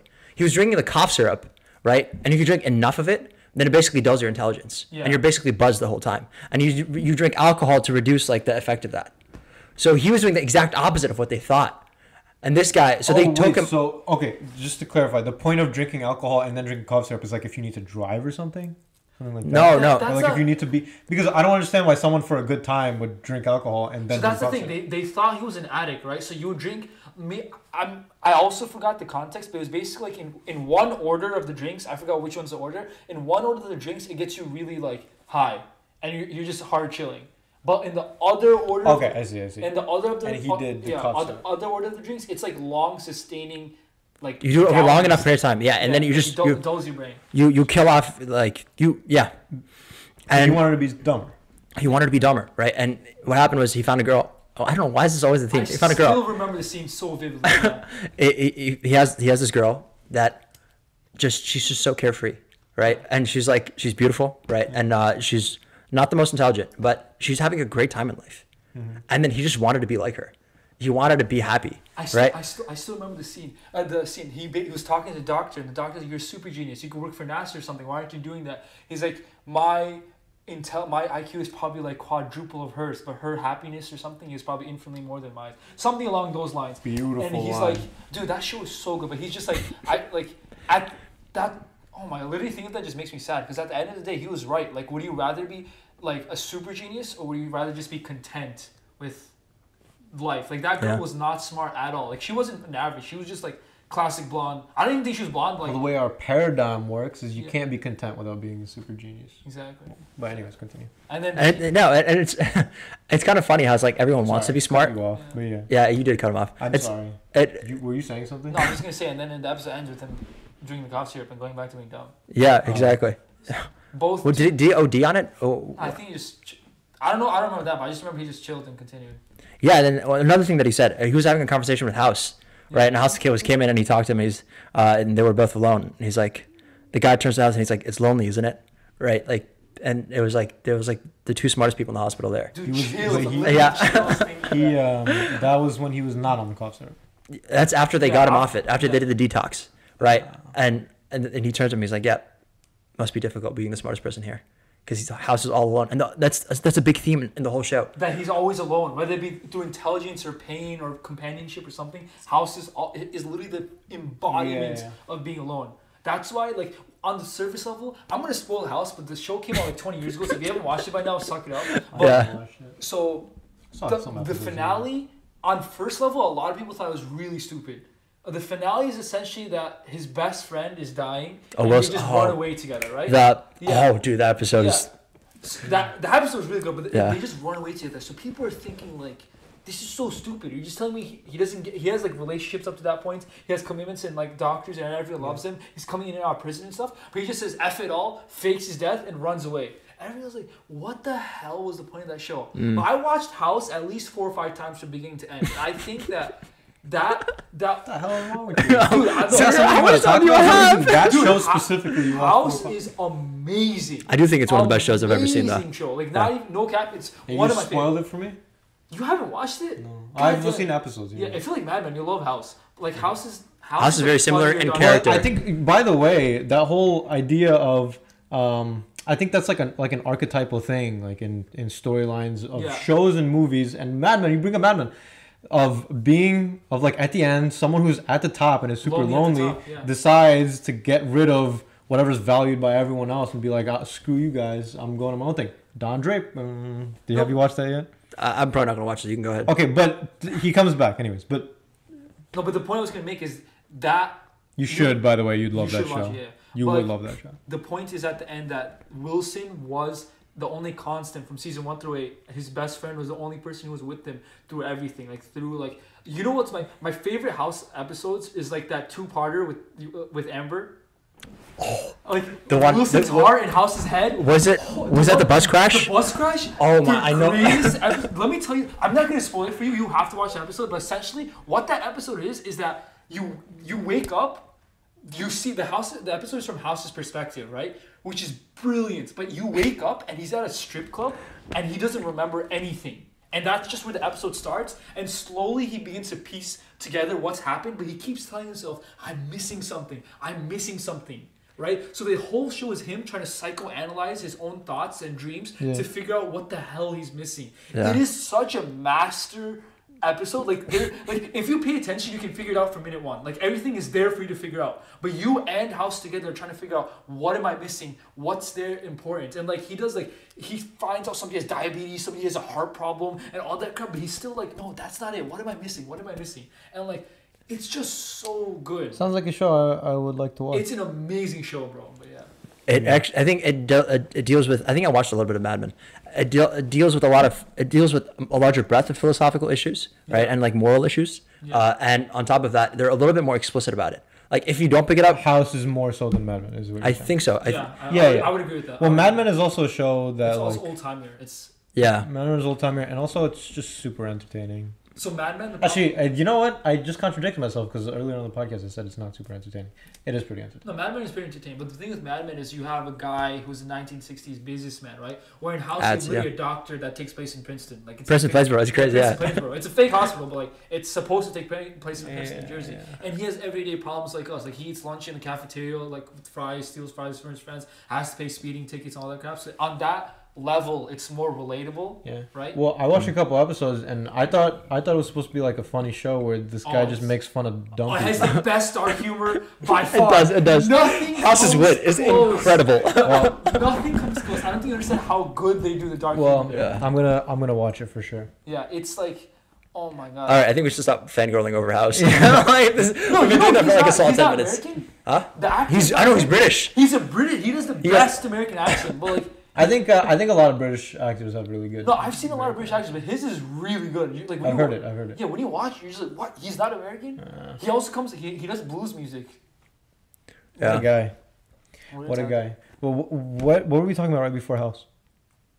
Happiness, right, for smart people. The The conundrum of being smart and happy. Is it possible? Yeah, it's possible because what you have to do. So it's funny. The solution, the backtrack, the solution that we had, right, is like you basically just throw everything and run away. Well, it doesn't have to be physically run away, but like not care. Exactly. Yeah. Like mentally run away. Oh, okay. You're talking about when. I'm not saying that's the solution I agree with. I'm just saying that's so all the shows and all the archetypes are seeming to be I portrayed. agree with that solution. But So no, one of the things. I think it's a potential solution.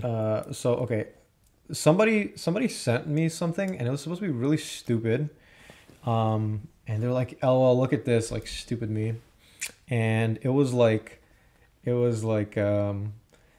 you are sad, and you are dumb, says the goblin in your head. Take out goblin, beat goblin over the head, and I was like, hold up, this isn't supposed to be. This is like a stupid meme, but this is like. This is crazy because essentially the goblin will tell you what to believe, and if you're smart, you will prove what the goblin tells you to believe. Yeah. Now, if you understand that something comes from the goblin, then you have more control over it.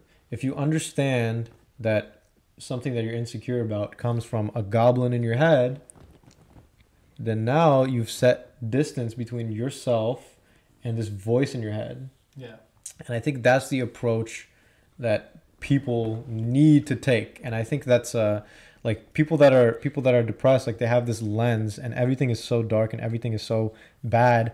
But people who end up getting past depression and through depression understand that one day they'll get better and understand that the reason they feel a certain way right now is because they're looking at everything through a lens and they identified that it is a lens. You get what I'm saying? Yeah. And not reality. Yeah. And not themselves. Like I was talking to one of my friends like a long time ago. Like he's like really well versed in stuff, and he's telling me like the problem a lot of people have was that when the problem with depression is that it's very like the number one thing that people have to realize is that impending sense of doom is something that's intrinsic. Like a lot of times they'll put that on themselves, but once you get rid of that impending sense of doom, right? So like he was saying that like the medicines that people prescribe when they're in therapy is basically that. Like you will just get rid of that impending sense of doom, and like it just does wonders. It doesn't change anything in their life. Yeah. But once the mentality changes, right, then it does help a lot of people. It's in part cognitive bias, right? Yeah. Like if you're looking out for something, then you'll find it, right? Yeah. And if you're always looking for the negativity, then that's what you're going to seek out. So telling someone in the short term, don't worry, like, or stop worrying, right? Does nothing. It does nothing. But in the long term, it's actually, I think, a very effective solution. Yeah. In the long term, like stopping to worry and trying to find the positive things that are there, We sound like such hippies right now. Yeah. But Well, if you, I think it's more so if you understand that at some point you can stop worrying. yeah, I think that's the distinction to be made. Not like don't worry, but like it'll pass. Yeah. I was just about to say something before. Oh crap! What was the thing you said? House is really good. No. After that. you want to go back to that, bro? We I spent really do. 15 minutes on that. I really do. No. This is the first episode we've talked about House. I Yeah. feel like it's been mentioned before. No, I feel like it's the first episode. I'm gonna go back and rewatch it tonight. Really Like good. that time number 6. Dude, I don't think you understand like, how good that show is. It is actually incredible, though. Well, anyways, I can't remember what the hell I was gonna say, but let's have We'll go some. with they found a homeless dude, right? Right. So this can tangent into something else maybe. They found a homeless dude, and like I remember the episode, like they for some reason found like bones and crap inside him, and he basically said that I'm homeless and sometimes They found bones inside of a person. Yeah. Oh, that's crazy. I actually have that same condition. Shut the hell up. Keep going, Zuri. I don't know what you're talking about. Okay, so he was homeless and he was eating like birds and crap. Ingesting and they found- bones Yeah, like, in his stomach. There you yeah, go. obviously. Oh my god. So he was ingesting. I got that, by the way. Yeah. I was just being a little mean. No, he doesn't. No, he doesn't. No. Shut up. Okay. So he basically said he was homeless and stuff, and he ran away, and his parents never he had problems with his parents, and he was eating like birds and like dogs and stuff on the side of the street, right? So that's why they found bones and steaks and like in his stomach, right? Okay. And like no one's gonna major spoiler for the episode, but at the end of the episode, it's apparently revealed. Do you know what I'm talking about? I don't remember it right now. Like it was revealed that he was actually a cannibal. And like he was a serial killer, and they just let him go because they convinced everyone that he had like a crappy upbringing, and like he would be fine if he just stayed off the drugs. And like the police come in and like, what happened? And House like, yeah, I let him go. And he's like, yeah, you just let go a guy who's guilty of eating and killing and eating like a family or some crap. And I still remember seeing the episode like, what the frick? Like the It way messes with your mind, bro. the way he acted, like sometimes you wonder that, like you just see a guy on the street, like that guy does some crazy stuff. Like I do a lot. I like sometimes if you like zone out, especially when I'm bored and stuff, and you just think like every person I've met in my life has had years of experience to this point, so, to the point that I see them visually. Like that just Yeah. like Yeah, that's something really trippy. Is every person like literally like you go to Manhattan and there's like millions of people and they all had a story. They all had a life. It's very interesting to think about this from a philosophical perspective. Let me take a piss real quick and then we can continue. he always does. What are we talking about? I was about to go into philosophy. What are we gonna talk about? Oh yeah, how everyone's connected. Let's talk about individual lives. Yeah, what Right. is your So insight? this is it's a very interesting thing, right? Hold on, let me gather my thoughts again. We were talking about going to Manhattan and seeing a bunch of people. Okay, so we're looking at individuals, right? And it's kind of fascinating about you look at collections of events. This is an interesting problem, sometimes a dilemma in philosophy, right? And I think someone who explained this really well, right? Like, how do we end up at the moment that we are right now? That's the fundamental question, right? Yeah. And someone who tried answering this question was Simon Laplace, right? Simon Laplace is a great physicist. He Laplace transforms. Yeah, was he the Laplace? Laplace transformations, yes, that's probably how you know it, right? And he explained it like this, right? And in a certain sense, like, how are we so ignorant about reality, but we feel like we know everything, right? So the way he put it was like this, right? Imagine there is a pool table, right? And on this pool table, there's a break that's about to take place, right? And he said, listen, if someone does the break, and all the balls scatter, right? It's like, oh, that's something random that took place, right? But he said to me, that's not random at all. If you told me the force at which the ball was being hit, where the ball was hit, the arrangement of all the other balls, the friction on the table, the air resistance, all of those different factors, right? Is that, to me, I can calculate and can tell you exactly where every single ball is going to go. Yeah. Right? It's a hard calculation, but it's possible. It's possible. It's a mathematical calculation, right? Theoretical possibility, but it's not a logical impossibility though at the same time. It can be calculated. Yeah. So just like that, right? Every event that takes place, think about it as, a pool ball being hit. And once the pool ball hits, it's like me speaking with you right now. There's a bunch of pool balls hitting in my head, and then there's a broader interaction taking here. Right. That can be thought of as a bigger pool ball, right? Essentially, the idea that nothing's random. It's the idea that nothing is random and that everything is hardly determined, meaning that everything is going to happen in a certain order no matter what. But that contradicts an idea that we have in our head. Wait, go back. Why do we think everything's going to happen in a certain order no matter what? Because Okay, for example, the reason you just said what you said was in response to what he said, and it didn't come out of it's just a pool ball hitting another pool ball. Yeah. So Okay, I said something which is Everything is influenced by triggered what by something that something. Arshad said before. Okay. But you have this infinitely long line of pool balls hitting each other, and time by time, right? Yeah. It's everything A leads to B, B leads to C, Of course. and everything's hardly determined, right? But how do you reconcile this with this intuitive experience that you have of the fact that I'm making decisions about what to say and what to do every single time, right?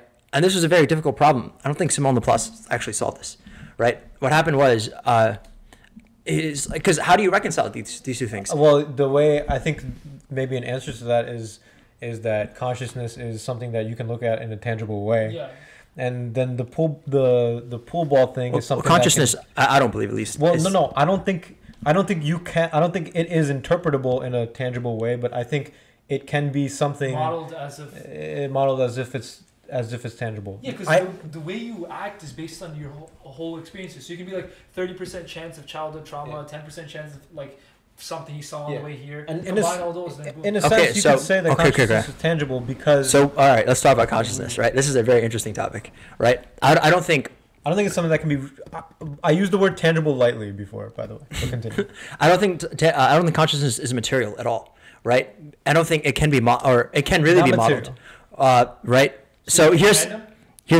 let me give you an interesting problem, right, Zura? Take an addict, right? Okay. Addicts generally come from the toughest and most difficult conditions. They're genetically usually predisposed to being addicts, right? They have probably anger issues and other accompanied of other factors, right? So let's say that's 50%. And look at their nature. Look at where they grew up. They grew up some really hard places. Parents might not be in the picture, right? Nature and nurture dictate what? This person is going to be an absolute failure. There's nothing good going to come from this person, Yeah. right? But somehow there's a third variable here, right? That's not hard determined, right? It's like this will that they have that they want to pull themselves up. Where did that come from? Right? Everything that would tell you, if you looked at their genetics, if you looked at their environment, the way that they grew up, their upbringing, their childhood, right? Look at their friends, look at the people around them, right? Look at all those things. But yes, despite all of that, they're able to pull themselves out of it. What does that tell you, right? There's some factor we haven't. Where it's powerful. Yeah. So then there's some thinking. There's some model that there's something that you might not necessarily be able to model. That's what I'm trying to say. Well, or something you missed. This is what I was thinking. gonna Like say- for example, you can do a thorough investigation of their entire lives, but maybe you've learned everything about their friends, everything about their family, but maybe you don't know when they were 5 years old and someone told Yes, like them. that pool table analogy. that you're- If you asked, That someone told them that you can do hard work in something, and maybe that's not something that you spotted. no, I was gonna say like for the pool table analogy, like maybe this is before we discovered friction was a thing, right? So if this is before we discovered friction was a thing, our calculations would be different because we didn't account for that yet. So maybe Okay. there are some factors like that. It's just a difference of opinion at that point because you can't really prove either side. But like, for me at least, I like to think that you should be able to model it out. If Well, you're able so to here, let me put it this way. I don't think right? it's modelable, but it does exist, and we believe that that something exists. Like predetermination is not something like you don't have to be like A to B, A leads to B, which leads to C, and therefore everything happened because something happened before that. Predetermination, or the belief that God willed everything to happen, does fit nicely into this idea, or it can fit nicely into this idea. Zura, to answer your point specifically, right? Yeah. Like your thoughts and things that take place,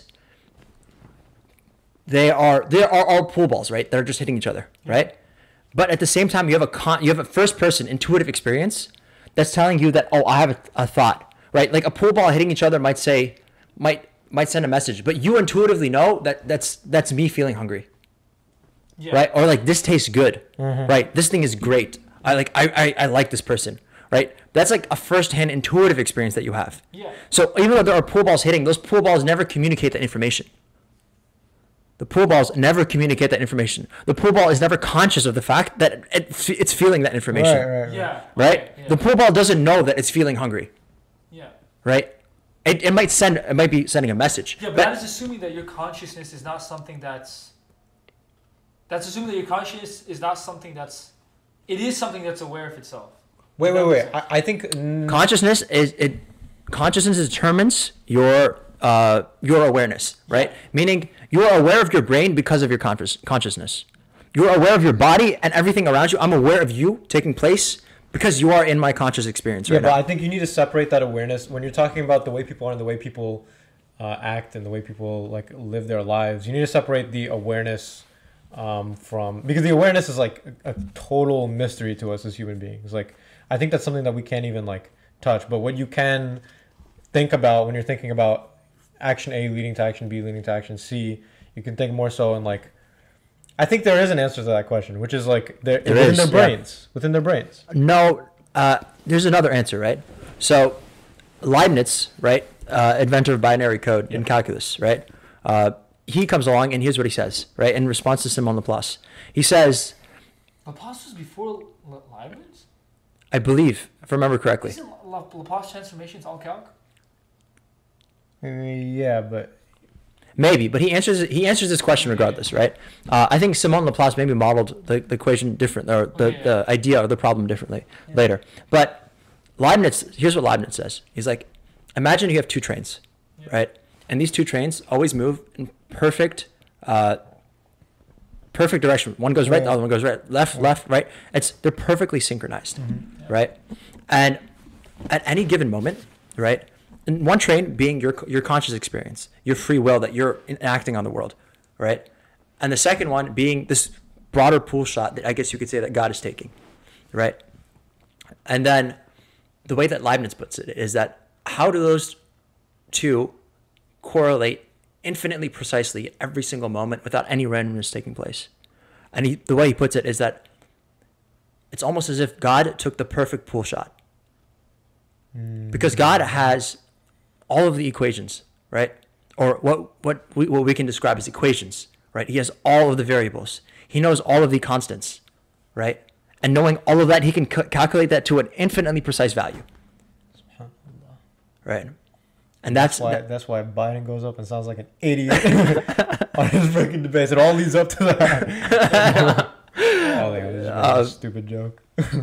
All of human existence has led up to that moment. So you're just saying it's not by coincidence per se, but by pure calculation.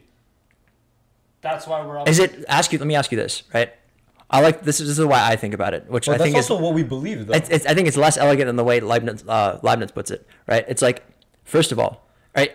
I think if you believe in an all-knowledgeable, all-powerful God, right, or even just an all-knowledgeable God, right? It doesn't make sense to believe that he wouldn't know that. It's not a contradiction that you have your own free will and that he knows what you're gonna do. It's not a logical contradiction there. Why not? How would it be? I can't prove the existence of not something. I can't prove that something is not a paradox. Oh God. Okay. Fine. We're getting technical. Well, actually, I probably could, but yeah. Yeah. Also, every time I hear like a proof to say what you said, it's usually like flawed in one sense or another, and I think the answer is you can't prove. I think you can't prove it 100%, but I think through a confluence of different proofs, you can arrive at a better explanation. I think you can make it feel more intuitive. I think you can get a better understanding of it, but also I do think that these understanding some of these concepts is very important. But what was the point you were gonna make? Yeah, continue. What was the point that I was going to make? You say you're gonna make it perfect pool shot. elegant? Okay, yeah. So the way I think about it is like this, right? This is another common analogy that's given, right? And it goes along the same tangent, meaning if you imagine you have two tests, right? One test is turned over, and another test. This is probably the one that everyone's heard. That's the one that I've heard, and that's the one I was thinking of. Yeah. So you have two tests, and then one test is pre-filled out, and one test you're filling out. Yeah. What's going to take place is that you're going to fill out one test, and then once you flip over the other one, it's going to be exactly the same to the way you filled it out. Is that a logical contradiction? Is that a paradox there? No. Yes. Holy crap, my head hurts. Yeah, that makes sense. It's not a contradiction. It's not. Yeah, it's not a contradiction. Contradiction to what? It's not a contradiction. It just is it meaning, like for example. Contradiction to choice. You're basically saying. For example, I'm saying a contradiction. An example of contradiction is a square circle, right? Is this like a square circle? Like meaning, can both things exist at the same time? Yes. Yes, right? Yeah. So therefore, it's not a logical paradox. It's not a logical impossibility. That's the way I think about it. Okay, so basically, you're just saying that So how does that translate to us in the world? And like, Okay, yeah. so you want to let's derive some lessons from it, right? Yeah. Do you have any lessons you want to derive from it, Arshad? Well, I'm gay. Oh, how does lead up to that? So Zarin pulled down his pants earlier, and What? Well, okay, wait, sorry. What was your question? Are there All any right, lessons so- that you want to derive from that? okay. So let me go forward with this a little bit more. So what is the right? flipped over test and what's So- the R test? No. Huh? So take the analogy and try to explain it in the whole world sense so I can understand. Wait, what? Take the analogy in terms of every single choice that you make Decision, yeah. is a decision on the test. And then Or its own test, yeah. and then the flipped over test is All the predetermined choices that you're gonna make. So what was the question? What was the It's question? all the decisions that God knows that you're going to make, or Allah just knows that. So it's not that God is forcing you to make a choice. It's just that God already knows what you're going to choose. It's possible. What I'm trying to explain to you is that what most people don't get is that it must be that God forces you if He knows. Yeah. But that's not true. That doesn't have to be the case. My mind is blown. Holy crap! I have a headache too, so my mind like. Have you never heard this before? No. It's probably not. I don't think people explain it really well. I don't think. I took a philosophy class and I didn't hate it, but like. Dude, philosophy class. I've taken philosophy classes before. Everyone in there are freaking idiots, bro. Like that's all these. My professors really. No, professors are smart, Yeah. right? But I think that kids in there, especially like the atheist ones that walk in, that think that they're the crap because they read some crap on dude. Reddit. They're like, Okay, there's some people. You know what I don't get? This is kind of a like. Okay, first of all, those guys that read crap on Reddit, they always come in with such a posh attitude. I know It's exactly. what we said And you're before. like, If you know a little bit, you think you know a lot. Oh, There's 100%. middle stages of, But the philosophy professors, the ones that know a lot, are never like that, yeah. right?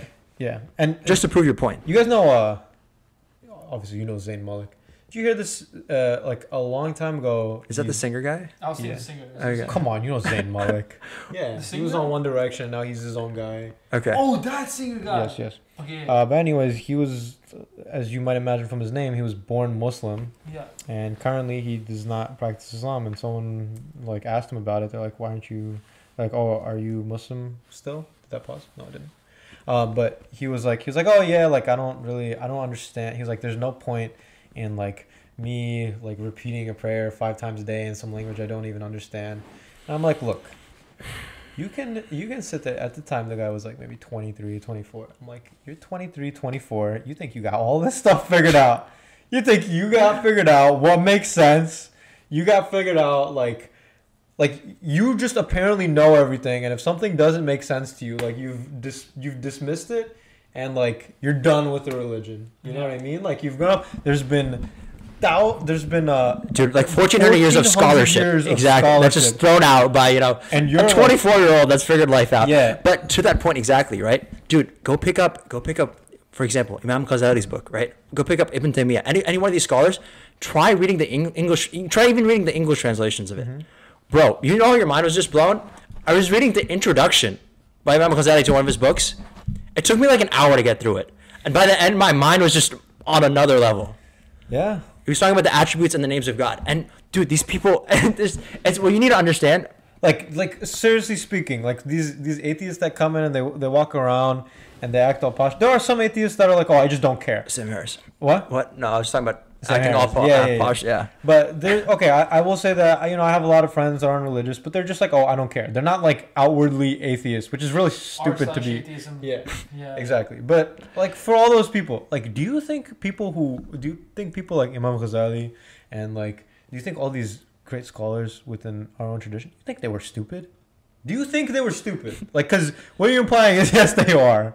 No, like, and you look at the people, like, for example, Imam Shafi'i, right? He memorized like the whole Quran by the time he was like. Yeah. By the way, we do 7. have some non-Muslim viewers, so like the people that we're talking about Yeah. are.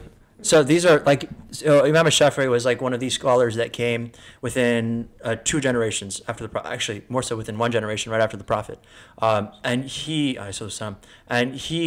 when his stories, like, by the time he was 6, right? We have the Quran, which is like 404 pages. He memorized By the like. way, we say Sallallahu Alaihi Wasallam after we mention the Prophet. It means peace and prayers upon him. It's a sign of respect. Right. And he memorized the entire Quran by the time he was like 6 years old, something like that, and then It's about a lot of pages. which is about 604 pages in like a regular size book, right?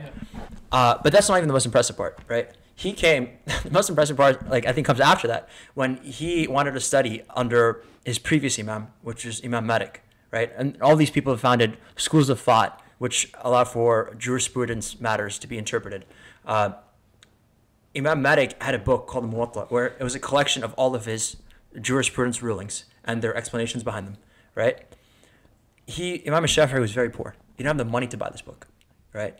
So what he had to do was he had to borrow the book, and the book is like much bigger than the Quran, right? He borrowed it from one of his friends. He memorized the whole thing in 9 days. In 9 days. And this kid, you know how old he was? He might have been like 8, 9. Right? Like, y'all think you're smart, but like, sit down. Yeah. Like, please sit down. Yeah. Like, it's just, there's such, and we live in an age of a lot of pseudo-intellectuality where people don't really know what intelligence looks like, and we value rhetoric over intelligence. Mm-hmm. I think some of the smartest people that we know, for example, you're talking about how Dr. Hatem makes you feel like a monkey every time. Yeah. I feel the same exact way. Uh-huh. I picked up one of his most recent books. It was called the God of the Philosopher versus the God of. This was and recent. it was a very recent book. I read, I think the first chapter might have been 15 pages. It was like big text too. Mm-hmm. Bro, it must have taken me like 45 minutes to an hour. Yeah. And the thing is, like when he's writing and when any of these scholars are writing, they don't take anything for granted.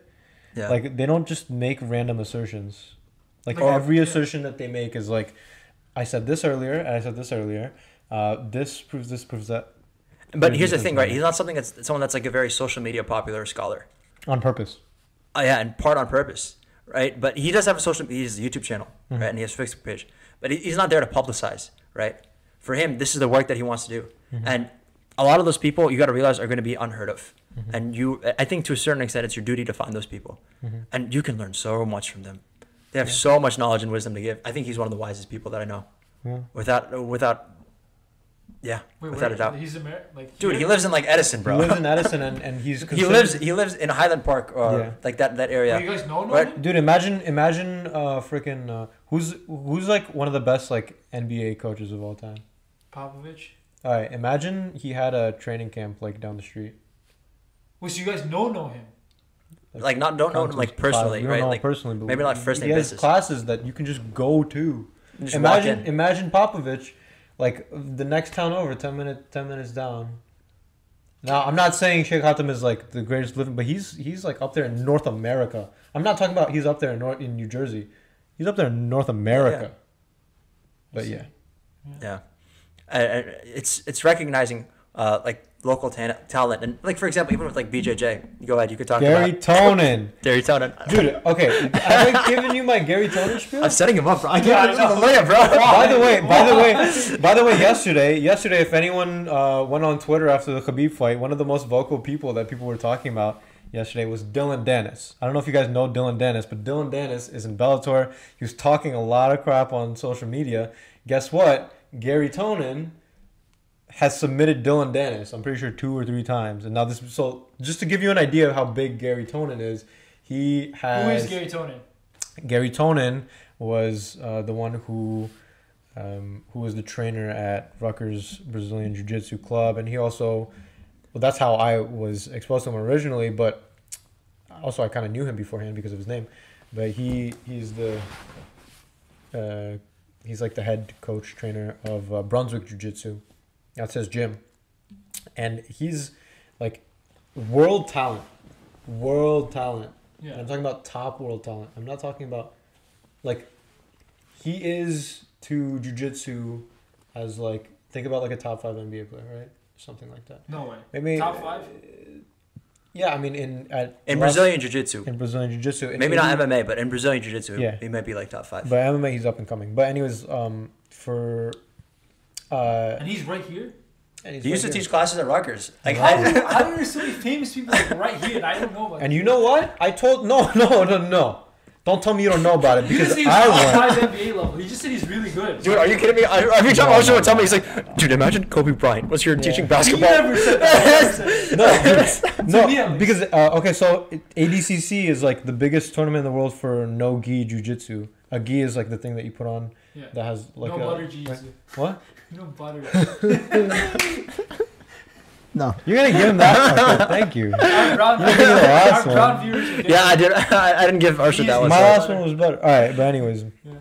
he placed number 3 in his weight class, and he's previously, I'm pretty sure, placed number 1 At the tournament. in his tournament, which is like the world, Like the biggest tournament. the biggest tournament. Everyone comes for flies in, and you jiu-jitsu. know. Yeah.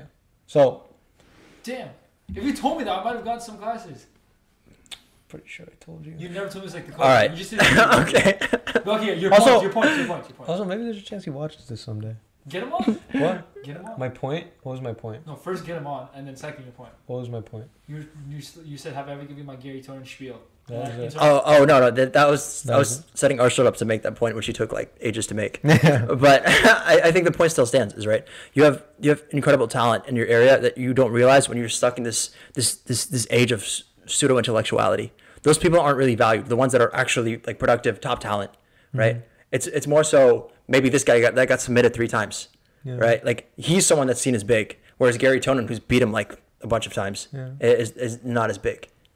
You can find those people To us, but if you go, dude, if you mention Gary Tonin's name to someone like across the country, don't know his name, and the same thing with Sheikh Hatem actually. Yeah, It's sad to see that people who live here now. I will say myself that I wish currently, and I still can take more advantage of Sheikh Hatem being so close, but we take him for granted a little bit. I've been on Discord servers like with people like from all over the world. The amount of times that I see his name pop up, Sheikh Hatem's name pop up in this Discord server, which has like 2,000 people from like everywhere. Yeah. It's kind of like it made me realize, wow, he's not just he's way beyond like what you expect him to be.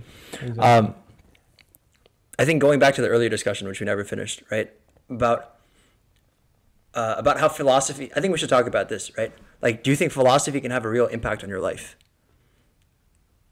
Like, Yes. like all this theorizing that we're doing, like all this theorizing that I've come on here and I'm not sure if anyone's done this before on your podcast, right? Do you think it's really beneficial? Absolutely. And your first question was, does it have an impact on your life?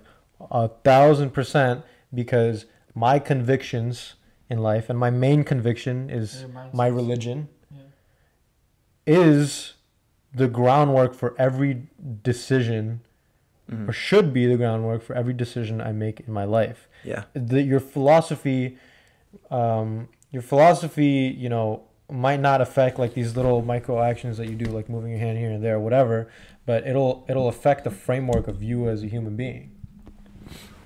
Yeah.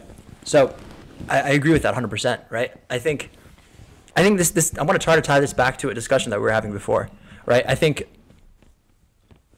I'm going to say the point before I try to prove it, or I don't think I'm going to try to prove it, but I'm just going to say. State your claim. The claim is that I think with religion, right? If you really delve into religion and you try to believe it, and I think that's the best way someone that's smart is dealing with depression can deal with that, right? Like I think that's like the only other answer. It's you have to work through another framework, a completely like within a secular framework, adopting nihilism, meaning that nothing you do matters, right? You just kill yourself. I mean, that's what happened to Nietzsche, right? Yeah. Nietzsche is a famous philosopher. And he's basically what most nihilists are inspired by. He's also the one that said religion is an opiate of the masses. I was gonna say that, right? yeah. That's what Nietzsche is most famous for saying. I thought that was Karl Marx. Marx might have also said that though. He's a similar idea, but Nietzsche kind of popularized it. But it was I'm like 9% sure. They had a similar sentiment. He said God is right? dead. He said he was that guy. Yeah. But look at how he died though. Look at how he died, right? How did he? He saw a horse being whipped, right? And he had a panic attack and he died, right? Because he couldn't bear the burden of seeing that animal suffer like that. Like, how is that possible, right? Because Nietzsche, right? What did he have? He had a Christian God. He lived in a very Christian society, and he's like, obviously, that couldn't be true to him, right? And he thought about it. Okay, then he tried to approach things from a logical perspective. Is there meaning that exists outside of that, right? Outside of that Christian perspective in a purely secular fashion? Is there truth that exists?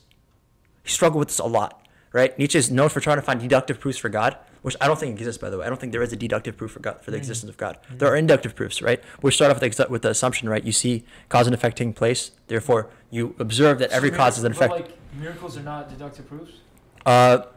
We can get into miracles. You know, that's right? interesting. Yeah. Okay. Yeah, make But- one first, yeah. But in that case, right? From a purely secular perspective, Nietzsche was never able to find meaning. Like all that suffering that animal was going through was meaningless. That's why it caused him so much pain. He's like, oh, what? Like, why is that horse going through that? He couldn't conceptualize or understand that. To him, that was the end to the horse. But as Muslims, like we believe that there's an afterlife, and the horse will get its justice, right? So, what? Two horses? Animals do get justice. They yes. get justice and then they wither away. But to that point, right? Outside of a religious perspective, everything can be deemed as meaningless. Here's an interesting thought experiment, right? Say I put you in a room, right? And in this room, I say, there's everything that can make you happy, give you pleasure, give you contentment, right? I was like, go in that room, right? And then in 10 minutes, I'm going to kill you. Does any of that pleasure really matter? No. No, right? I mean, it's going to be meaningless in 10 minutes. Yeah. Even if you have that fun, if you have that pleasure, what does it matter? You're dead, exactly. right? If there's no afterlife, right? We're You're not presuming gonna have any memory of it. there's no memory of it that's going to exist, right? And it's just gone. Yeah. Like, so that's kind of the secular framework that exists. And also that begs another question, which is sort of tangential. Is there such thing as a good person who is non-religious? Now the answer to basically what you were saying before was that there's no meaning, or is it possible to find meaning outside of religion? And so people who are atheists nowadays, you ask them what moral guidelines they exist by, and they say that they still have some. And like a common thing is like, oh, just because we don't believe in God doesn't mean we don't believe in doing good to other people. But it's like, does that exist? Is there an objective sense of good without God? No. Ask Ask any atheist. Ask any of those, like any famous atheist that you know. Ask them if they can prove objective morality. They will stutter. They will fail every single time. Yeah. Right? It's impossible to do outside of like the precondition of having, right, like the existence of objective morality is dependent, or rather contingent, or synonymous, right, on an objective third party. Someone that has knowledge of everything, that can understand implications, that are like first degree harms, second degree harms, right? Can see harms that are going to take place 100 years later, right? That level of foresight. Tell me, does anyone have that? No one has that, right? Okay, what if we got a bunch of people, band them together? You're still never going to have that. Not only that, even if someone, like, you can approach morality in the sense of like that which avoids Harm? more or less harm. But then let's say for example you decide as a human being that what is good and what is not good is something like, let's say you're an atheist and you decide what is good is that which, takes away harm from other people. But if you believe at the end of the day that those people are also going to die and their lives are going to be meaningless, then nothing that you do is meaningful. So it's like, I think what a lot of atheists and a lot of people that are atheistic or what is it, agnostic, right? Yeah. What they try to do is they try to find meaning in family and friends, right? But even if you trying to find meaning in your personal relationships, y'all gonna die. You're gonna die, and then what? You're gone, right? Even from your own frame, right? What you're doing for your kids, y'all gonna die. They gonna die. Their kids, they're gonna die. So it's tough. I don't like. I feel bad for them. Like almost like I want to empathize with them. They're lying to themselves. You are, and dude, everything that you do. I was thinking about this the other day. I was walking through the streets of. I just want to bring up another point. All right, I totally don't believe in this, but I'm just gonna bring it up for the sake of. Go ahead. Devil's advocate. Yeah, but like, as you said, then it's kind of hard to find purpose without having a religious like backing, right? It's hard to find purpose in life. So it's then, not hard. It's impossible. It's impossible, right? So then, if someone else looking out into us, why would they not believe that religion? It's not that religion is like the truth. It's just that religion is necessary, and it can be something that's like. Are you asking what reason they have to not believe it? No, what? Like, you know how people say religion is just something that humans construct just so they can like cope with the idea of living, okay, right? What's the argument against that? Like, what is the? Is there any argument that says like religion is the truth? I mean, so you're asking if. So I think That question goes more into, do you believe in a specific religion is true, right? And then you would go into proofs of a specific religion No, versus just like belief in God, like in general, like believe in God. Believe in God. I think. Let me put it this way, right? I think. Remember what I said about logic earlier? Yeah. I don't really believe in logic, right? We can, or I don't believe in logic in terms of finding conclusions, definitive conclusions. Like, you don't use that as your sole crisis of or your sole source of truth, right? Descartes, right? A French philosopher, 13th, 14th century, right? What is he most famous for saying? I am therefore something. so, I think. yeah. I think, therefore I am, right? He's making an argument, right, where he's saying, no matter what happens, right? If it's a simulation, I'm in a video game, I know that I exist, and I know that I'm not like an NPC character because I have the capability of thinking, right? And because my capability of thinking, I'm not just some NPC. I have autonomy in a sense. I'm not an object in someone else's world. I'm a subject. Yeah, exactly. So why is that important, right? Because what Descartes sought to do when he was trying to prove this, he was trying to prove the one thing that you cannot doubt at all. What is the one thing that you, for a fact, cannot doubt? Your own consciousness. Your own consciousness. Yeah. You cannot doubt that, right? You can doubt science, right? We did that earlier. We can doubt logic. You did that earlier, right? You can doubt mathematics. Descartes threw all of those things out. And after eliminating all those things, what is the one thing that must remain true? Your own consciousness. Your own consciousness. And it's through your intuitive experience. So I think, in part, right, to answer that, I've actually asked Dr. Hatham this exact question, right? And he explained it this way, right? He said faith is a combination of two things. What we believe is known as the fitrah, right? Which is your innate inclinations towards God or propensity towards good. I think everyone has those innate things, right? And then second, it's combined with your experiences, like experiences that you have with God, right? Yeah. Or and then that helps you prove it. And those logical proofs and everything that exists, are not requirements, but they're optional. They're additive. For some people, there'll be requirements. For some people, they won't be able to get past like just believing for the sake of believing, and those proofs do exist for those people who require it. But here, let me say this, right? So whenever we're talking about like logical proofs for religion, sometimes it's like a lot of times it's like things that will go over 90% of the population's head, 99%, and like he said, it's not required for a lot of people. So a lot of people don't need that in order to believe. But here, let me, like, if you just want to talk about it on a human sense, so like shifting gears a little bit from this like very, very theoretical sense to something that we know, or something that we as humans understand deeply. Like whether you're like 500 IQ or whether you're like 50 IQ, right? You understand this deeply. Any person that you know, think of the best person that you know. Think of someone you love very dearly, someone you have the utmost respect for. Someone exists that has interacted with them or that has seen them from a distance or something that has something bad to say about them. Because nobody in the world is a pure hero, right? Correct? Now let me say this to my fellow human beings, to anyone watching the podcast. This is the Prophet Sallallahu Alaihi Wasallam, our Prophet. How can you comprehend that every person that has ever interacted with him, every person that has witnessed him, every person that has had any opportunity to interact with him says the highest praise of him? I mean, how is this? This is a miracle. Including his enemies. Including his enemies. Including his enemies. This is someone, I mean, you think of someone who is like, who lives currently, who is like, who is Gandhi. Known by people. What? Take Gandhi, right? Gandhi. Well, also him, and then you dig into him a little bit more, and you're like, oh, it's a little weird. This guy's like sleeping with his granddaughter, right? Yeah. Weird stuff. How is it that even to this day, nobody that knew him, and the people, you know what else? People have this outward image of themselves that they like to carry. Yeah. And oftentimes, what you'll see is they'll go back home. And they turn into monsters a little bit. Yeah. Maybe they don't turn into monsters, but maybe they're worse. I think that's a common thing. Yeah. You have to keep up. Our Prophet Sallallahu Alaihi Wasallam. You know which people had some of the best praise to say about him? His wives. Yeah. His wives.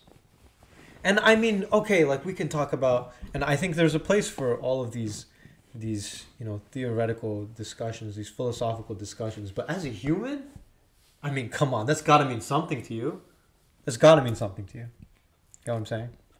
I think one of the biggest things to me was like, I think it's like there's some things that are just like plainly obvious. Yeah. It's like, for example, this is really funny because I was playing COD like a month ago. I was on with Sajid and we were like, it was like maybe 1:30. Like last game, bro, last game. We're playing trios. We get filled with this pastor guy. His name's Pastor Austin, right? And he's streaming on Twitch. A real pastor? Real pastor. So interestingly, right? We start talking to him, and we start talking to him. He's like, "Oh, do you believe in Trinity and whatnot?" He's like, "No, don't believe in Trinity." Right?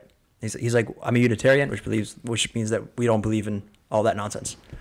So he's like, "Okay, interesting." And we delve into it much more. And the way he's describing it, it's like me and Sajid, like, I texted him in the middle. I was like, "Yo, this guy's like describing like Islam. Like, what the heck is going on?"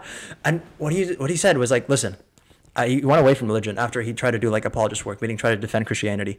And then after he lost his way there, and then 20 years later he started coming back. But his main objective was go back to the source, meaning go back to the original text, the Aramaic text that exist, and try to get new translations from them, and try to construct, okay, what's the probability that this actually is true, or this was a part of the original text, right? Did this person actually talk to each other? Were they even the same lifetime? What do we know about this individual? Was he an honest person? Was he doing all of that, right? And so he was trying to rediscover the religion by, like almost tearing it down and stripping out everything else away. What I told him was like, dude, in Islam, we've been doing that for 1400 years, right? Like that's like all of our works that we do, like Imam Bukhari, like any shadow of a doubt, he saw someone like beating his animal, you wouldn't go talk to him. You wouldn't try to get religious knowledge from him. Even if it might have been claimed that he had some words from the Prophet, he's like, nah, I'm not interested, right? We strip down everything else and we try to get rid of anything that might have a shadow of a doubt. Yeah. And another, I think for me, what really kind of blew my mind is like there's an ayah in the Quran. It says, وَلَقَدْ يَسَّرْنَا الْقُرْآنَ لِلذِّكْرِ, like we've made the Quran easy to remember, right? And that's one thing that always fascinates me. It's like no matter where you go, wherever there are Muslims, there are always like little kids memorizing the Quran, and not only that, they're memorizing the whole thing. Yeah. Like what other? And the Quran is the Quran. That's it. It's just no matter where you go in the world, it's gonna be recited the same way, right? The same exact Quran is gonna be recited, and it's always blows my mind is that you have these little kids, no matter which country you go to, which continent, they're all there memorizing the Quran, and they all find it so easy. I don't know. It's just something that always blew my mind. Yeah, it is. Right? Because think about the size of the Quran. I explained it. Yeah, for like a little kid. He's like 7 or 8 years old. Like the kids that are playing, like watching YouTube videos are like 5 hours a day, like over here in the US. Right? But even then, you find kids in the US that are still going there and memorizing the Quran. Think about the sheer size for a second. I mean, how many pages? 20 times 30, just about 600, maybe a little more than 600, give or take. Depending on, but like 20 lines per page. To answer your question directly, Zubair, though, right? I think all of those things, it helps you determine a more correct religion, right? But then ultimately, for you, this is what I was trying to show, right? For you to have a strong belief in God, from there, you go the route that Descartes took, throw everything else out of the water, and then you use your intuitive experience. So you develop an intuitive experience with God, which then helps you understand who God is, right? And that is, I think, the only way, and I think that's the best way, right? So you have that direct, first-hand experience, not something like, don't get me wrong, the stuff that you read in books is great, right? But if you practice that, and then it's a certain understanding that you just arrive to, right? Knowing something and understanding it's two completely different things, right? You might know that the God is like one certain way, but when you understand it by experiencing it, it's a completely different feeling. I mean, you understand this like even when you're doing like math, right? Like I know something is the case, but then when I understand how to use it and how it actually works, then it's like whoa, just like a light bulb that pops up. You need that understanding through the first-hand intuitive experience. You need to drill it. Like the way like you ever go online and like you're like, oh, how to do a certain move in jiu-jitsu or how to do a certain layup. You're like, oh, I know how to do this. No, you don't. No, you don't. You know how to do it. Like, you know the steps. You know the steps. But then when you're in a real match, that shows who really understands it. Yeah. Right? Like Gary Toner understands those moves. Khabib understands those moves. Exactly. Right? And how to use them. Yeah. Right? But everyone else might know them too. Yeah. Right? It's you need to understand that, and that takes time, and it's difficult in the beginning. But you need to put reps, just like you would do for jiu-jitsu, right? You hit the mats multiple times. You build some mats in your basement, right? And then from there, you just keep on going and you keep on training, right? It's the same exact idea. Yeah. I saw this thing. I think I sent it to you. There was this TikTok, and the guy was saying like the best content creators don't spend like a crazy amount of time on any one thing that they're doing. Like if they're putting out like a bunch of episodes, they won't be so caught up over making one episode perfect, because the answer to their problems of how to make good content is not making each one perfect. It's just cranking them out, making them good. You're not just like crapping out on a piece of paper, you know what I mean? Or, just uploading a raw file. Yeah. But you try a little bit. You're like, oh, this is good enough. Send it. You know what I mean? And you got to do... I think that's just life. That's just life in general. But I think understanding these things, I think for some reason, I just feel like people aren't told us. Mm-hmm. Yeah. Like, it's just not something that... We weren't taught this in any way.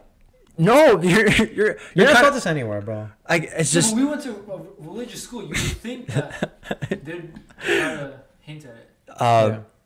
I don't know. I think this is both a religious and potentially a secular idea that like any school could have taught. I mean, it's something that you. It's okay. So this goes back. I think I want to take this back to our other question, right? So like, I really do think that exploring these ideas gonna have a real impact on your lives. Yeah. Right. Like, I think to a certain extent you have like an obligation to someone explore these ideas. Yeah. Like, when I was walking in Philly the other day.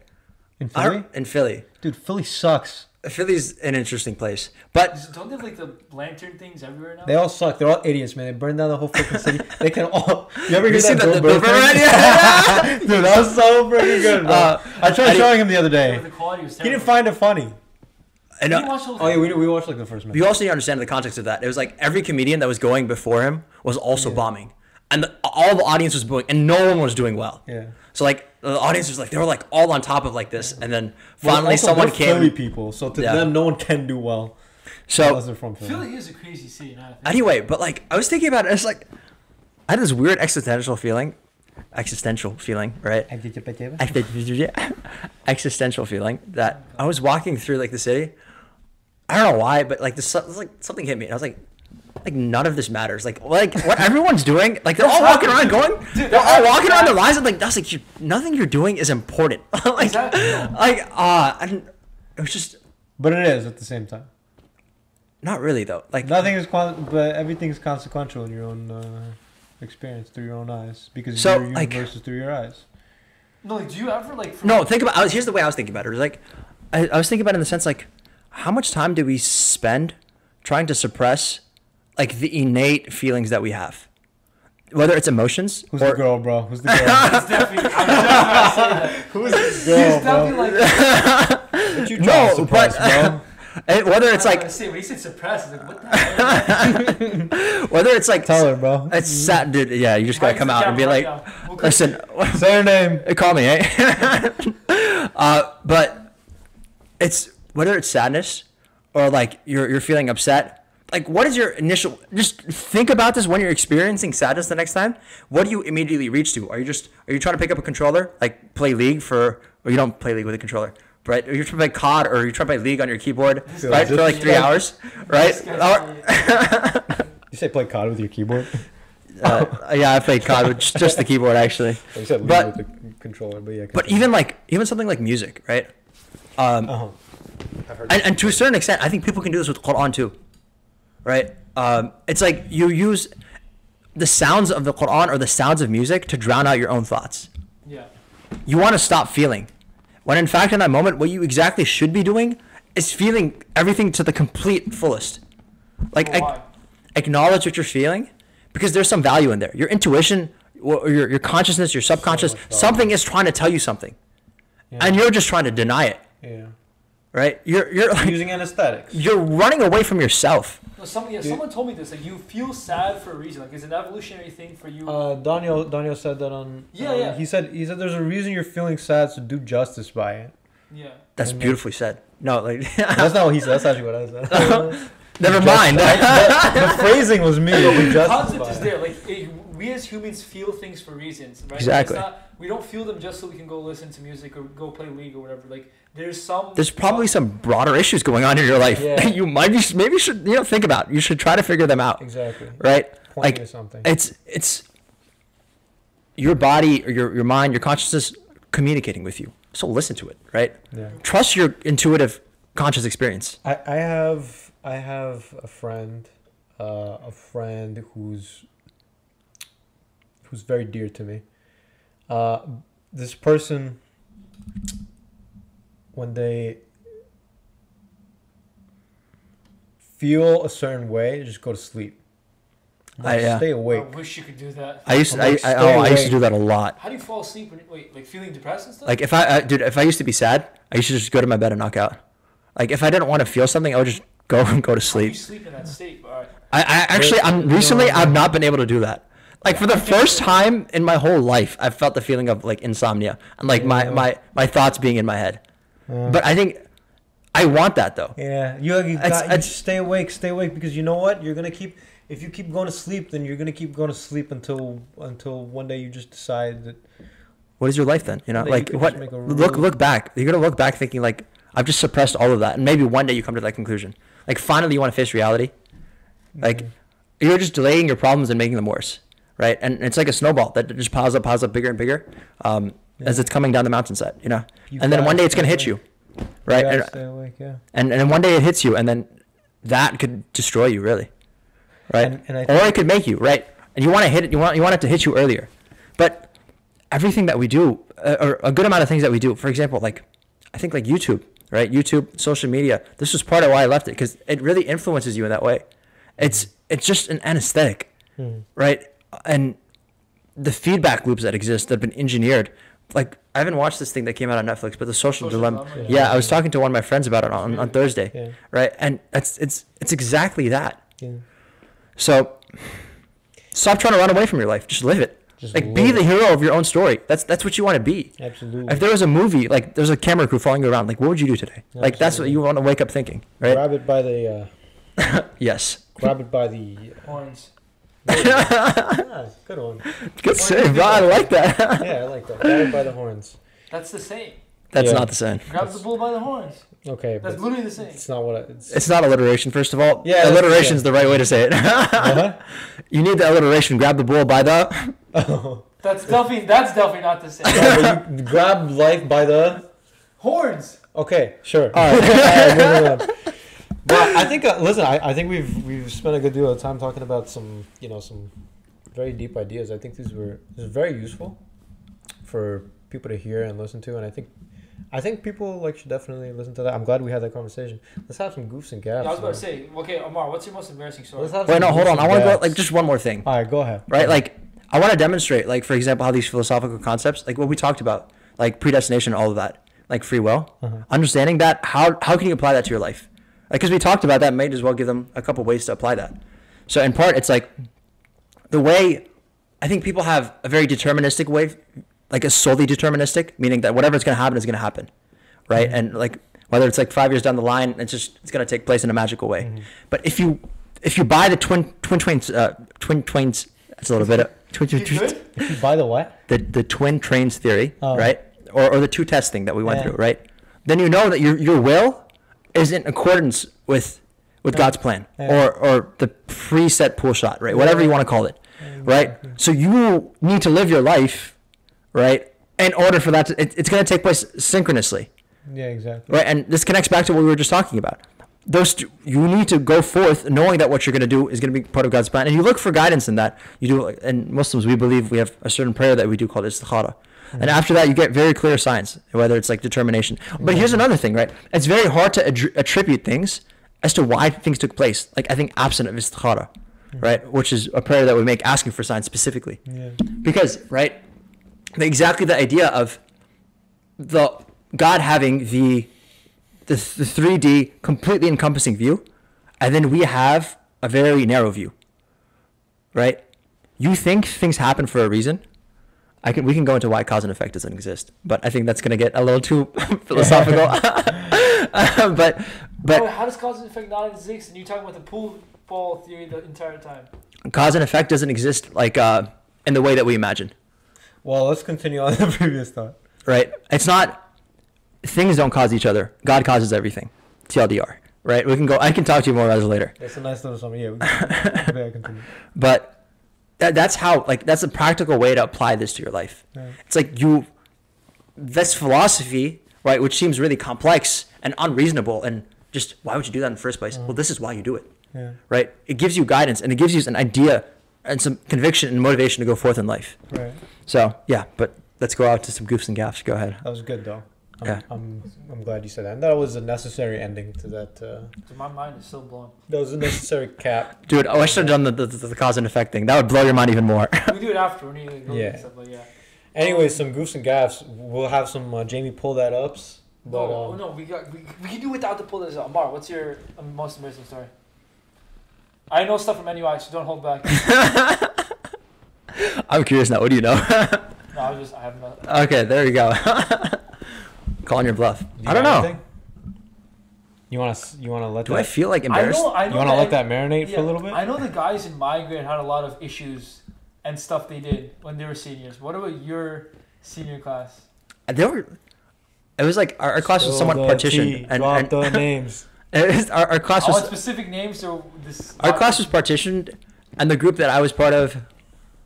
Don't say the good guys. No, I'm glad I was with them, You right? were the good guys? Why was your class partitioned? Was every class partitioned? No, it was kind of like I think to No, a certain it's- extent there were some like social groups that arise. Yeah. And it's, I thought you meant on purpose, done by the administration. No. oh, that was also a thing. Like for example, Yeah, we had AD. you know what I was like, dude, me and Sajid were kept apart for like a good amount of years. Yo, I've always wondered that. Does anyone do that on It purpose? does. They did. A You teacher know. told me that. Yep. No, really? She confirmed it. She's like, "Yep." For these many years, you've kept you and Sajid apart because of the fact that you guys are two troublemakers when you're put together. Because I think I'm sure if they did it for us, they definitely did it for I someone. haven't been with a lot of my friends for a long time, and I was just like, why does this always happen? Because when you're with them, you cause a lot of troubles. That's exactly why. Especially in like middle school. Uh-huh. Like this is before you have By the way, car. Mike's over there, so move it. If you wanna move to a different place, move the mic. This is before. Okay, this is before you have cars or anything. Your social life is determined by two things: snack time and recess. And if you do not have the same class as your friends, you are hard L'd. And I was always like, my life is terrible. Why am I in this class? There's no one here. Like, I remember me and Kadeem were together in third grade. Uh-huh. Never again until eighth grade. And I was just like, what the hell happened? Were you and Kareem like a bad duo? Like what's going? I think You guys we- naughty together? I think we were chilling, but like apparently the teachers did not like us. Me, Kadeem, and Noor. I don't think me and Noor. Noor Sayed? Yeah, I don't think. Oh, dude, I found a picture of you and Noor Sayed. My sister was looking through a yearbook earlier, and I found a picture of. Where's my phone? I'll pull it up later. It's Okay. Is it embarrassing? So what's your? You look- Do you have a story? Do you have a story? embarrassing stuff. I don't know. I just. Yeah, so what I don't know was if I your feel part- embarrassed. what was your part? You were part of the non-good group. I kind of did like my own thing, right? God damn. High school was like I think I was somewhat part of a lot of groups, but like my core group was always there, and those are the guys that like I think I still like stick with today, right? So how do I say this? Was I really embarrassed by anything? There's a lot of Don't Nothing. Dude, Shut I up. don't know. Like every single Shut person has gone through up. high school with at least one embarrassing moment, and that's a huge understatement. all right, But, like- okay. You guys want a good story? Yeah. Yeah, I do. All right, this is a story about how my head of school wanted to expel me. Or no, basically, well, it was For real. Don't get basic. I want the whole thing. it would have been a suspension, but that would have been my second suspension, and it would have been my senior year. So like, I would probably a lot of my college admissions would have gotten rescinded. So What was your first suspension? Oh. What's your first suspension? Let's get to that, and then you can do your second suspension. What was your first one? I punched someone. Apparently, it was really hard, and On purpose? Were you like play fighting or like on purpose? I don't know what I was thinking. What'd honestly. they do? They really didn't do anything, honestly. Who was the girl?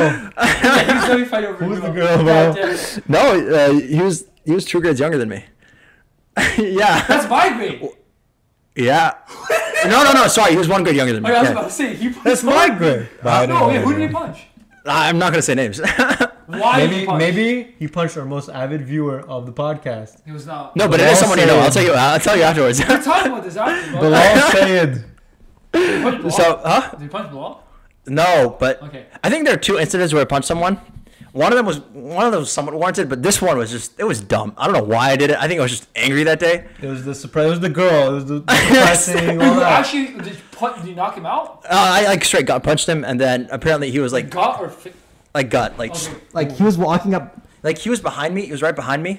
Liver shot. And then I kind of just turned and like twisted like in like that. okay, what was the reason? There was no good reason, bro. I've been thinking. I thought about this forever. I have no good reason for why I did that. Like, so You're just walking down the hall. I think I was just mad that day. I don't know what it was. Hi, Ammaar. I used to be very mad, by the way. Like I think I've learned healthier ways to deal with my anger. But like the memories. Let's go back to first grade, right? The memory that I have of first grade. This was first grade is when I moved from California to Jersey, and that's probably when I haven't like fully fit in yet, and I haven't grown a social circle. I think that's probably why I was angry initially. Mm-hmm. I don't know why I was angry after that. I have no friends. But what happened? My most vivid memory was the fact that I took a block during one of those indoor recesses from a kid. I ripped it out of his hand, and the kid was like, "If you wanted it back or something," and then I took it and I threw it at his face. What the hell is wrong? But then the most vivid memory comes from the fact that after that, my teacher made me apologize to him. I did not want to apologize to this guy. Oh. That's why I have such strong emotion behind that memory.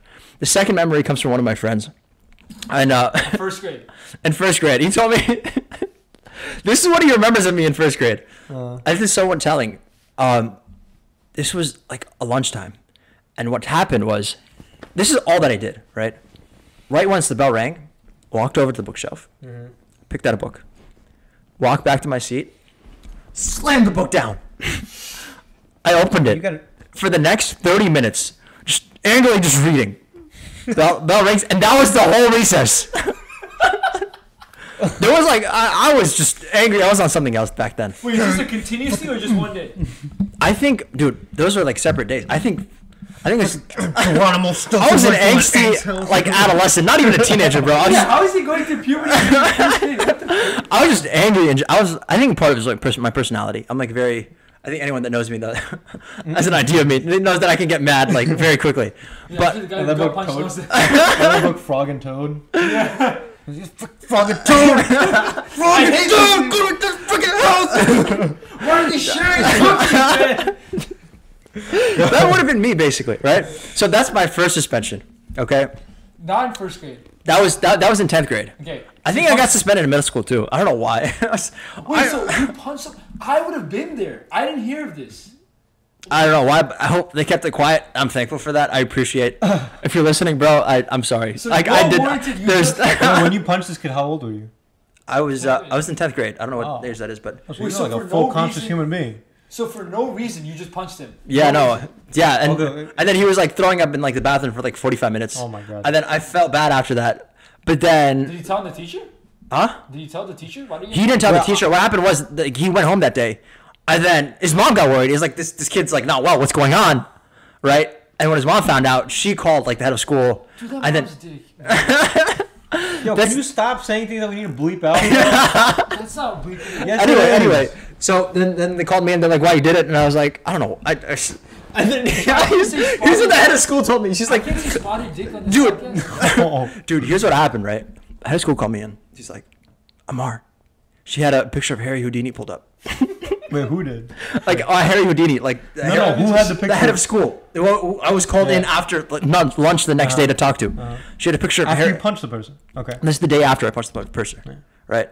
She's like, Ammaar, you know who Harry Houdini is? This going? Oh, I know I should. She's like, Harry Houdini, he died because he got punched in the gut 6 times. The whole story, for those of you that don't know, Harry Houdini, right? He's known for being like exceptionally tough, and some guys like, listen, you're not that tough. I can punch you, and you're gonna like I'll take you out, right? But Harry Houdini, like he wasn't given a moment to prepare. Bro, were you holding back laughter when she said that to you? No, I was like, I had a lot of regret that day. Well, you continue with the Harry Houdini. So then she's like, Harry Houdini died. You could have killed him. Do you know that? He could have died. And then I'm like this 10th grader. I was like, holy crap, what did I do? Bro, I went to the bathroom after that for like I was having a crisis there. Mm-hmm. But that was the story of my first suspension. And then story of my second almost suspension. So after 10th grade. Well, you said you punched a guy. You punched 2 people. What was the? The other time was in middle school, and this was at. You said it was warranted. This was like I know this was somewhat warranted, but probably not really. Like I didn't need to go that far. I think this. You got in a fight. Like no, it wasn't even a fight. Like literally, I just popped a kid in the face, and then like I think it broke his nose. you were angry at him. He was angry. Why though? Why? We were at. This is so inappropriate. I was inappropriate in the sense like it was ridiculous for me to do that to someone who was like kind of close with. Yeah. Like we were actually friends. Age? Is it your age? He was 1 year younger than me, and he was. I don't know what I probably have kids 1 year younger than me. Yeah. But I was at a house party. It was me. This kid was 1 year younger than me, his younger brother, and my younger brother. Well said.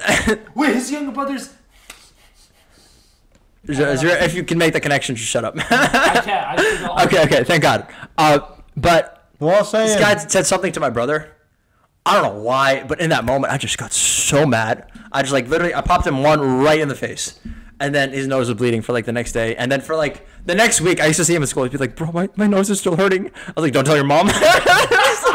Shut up. What are you doing to tell your mom? Because we're family friends. Our parents were close at the time. I want to hear the second suspension. Okay, yeah, no, there is. I want to filter in. Full story, man. Okay. So he has an anger. So, yeah, that's the basic conclusion, guys. I have anger problems. Avoid me. Don't stand behind him or need to be to my side. Yeah. But okay. So what happened was, this story's a little complicated, and it goes in a couple of different directions. So try to follow along, and if I get like confused and start mumbling or rambling, let me know. So senior year was my year. It was like, I think at this point, like I knew enough staff, I knew enough kids in both like middle school and in high school, where like I had a decent amount of like social rep, right? You're the kids, like, yeah. So like if I wanted to, like, so senior year I was like, listen, I never did school council in my life. This year I want to be student council president. Right? Oh my God! Right? So like, the administration was not happening. So there's a Donald Trump. There's a teacher. Literally Donald Trump. There's a teacher that ran the student council thing, but before I kind of went through, like, this was before the formal process started. I was like pre-campaigning almost. So I was going to kids in every grade. I was like, listen, I'm about to run. You gotta take care of your class for me, okay? This is your responsibility. And I knew some of these kids really well because I did Boy Scouts with them. So like, he's making the goddamn mafia and everyone. Literally, imagine like if you take kids out into the middle of the woods at night, like you develop this bonds, bonds, right? I was a kid too back then, right? Thanks for clarifying. That sounded really weird, dude. If you take kids into the woods, you develop certain bonds with them. I need to clarify. I was also a kid at that time. Okay. Anyway, so like, and good thing about Boy Scouts is you have kids in every grade. Yeah. So like, I had kids in every single grade that I could have been like, listen, I need you to talk to your class, convince all the guys. And dude, I had a good amount of guys. Like I had the middle school down. Yeah. Middle school was like set. High school, everybody votes. Yeah, like middle school through high school. And then so middle school was the girls too, because generally the girls and the guys do not agree on the. I told them, I was like, listen, you got to take care of the girls. And they're like, we can get like a good amount. Dude, I only need like a majority, right? So like.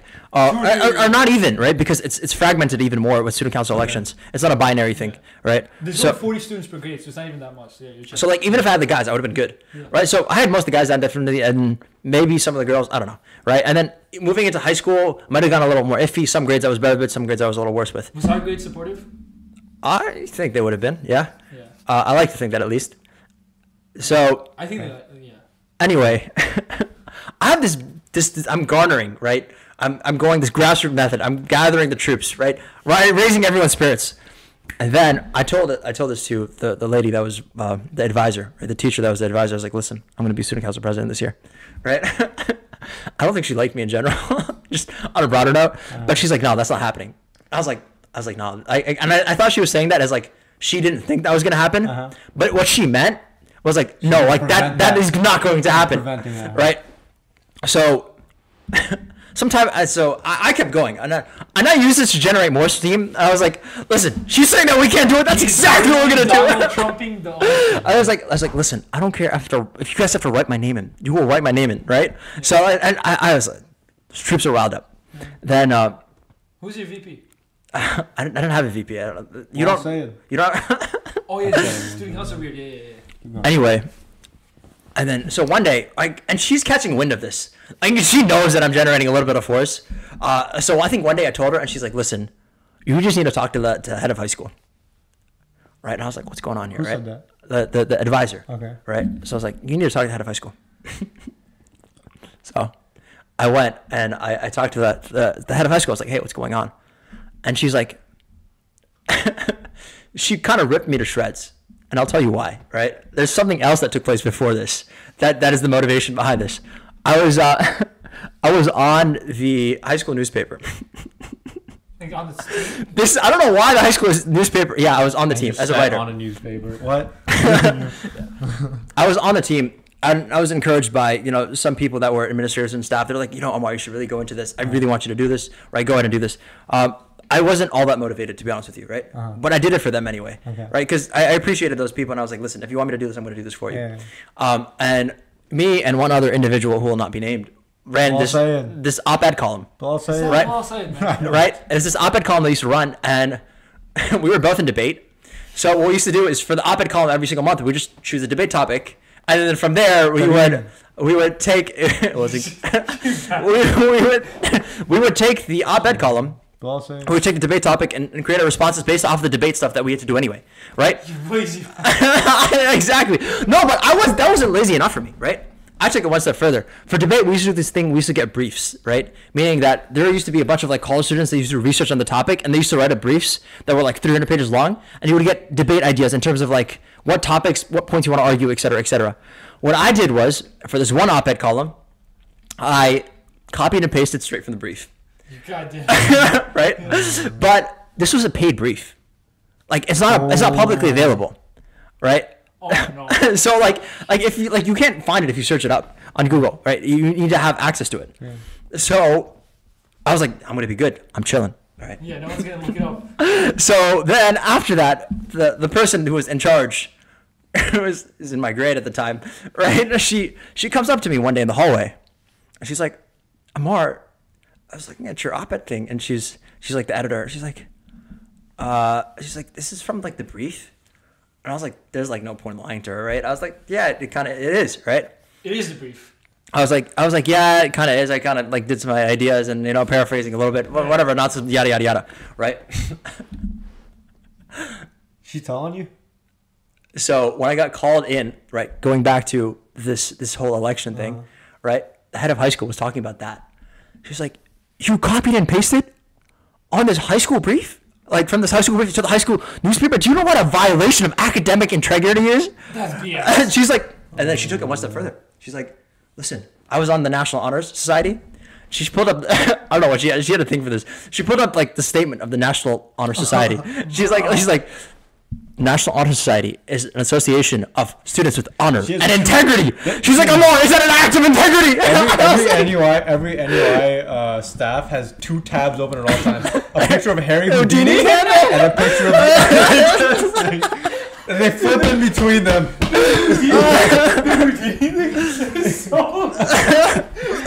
She's like, have you seen this before? She's like, wait, not that one. Wrong one. Wrong time. It's like, just the end. So that's it? Just because of that? Just because of that, she's like, you cannot run for student council president because I don't think you're a person of integrity, of honesty, and I don't think you're genuine. You told her to F off, didn't you? And then she took it one step further. She was like, if it were up to me, I would suspend you. For what? But the thing was, so here's the beauty of it all, right? This is how it magically worked out for me. Alhamdulillah, right? I became really close after 12th grade, after 10th grade when I got suspended. I got really close with the principal, who was one level above the irony. The head of high school. Right? So and we were pretty tight and we were good friends. Yeah. And but what was really interesting was the fact that the principal was also the advisor to the newspaper. So when she found out about the newspaper, the first person that found out was the principal of the school. But the principal of the school was my friend. Yeah. So I'm just gonna move this mic just a little bit this way. But yeah, go. One thing. So she called me in one morning randomly after like this girl talked to me and like, did you copy from the brief?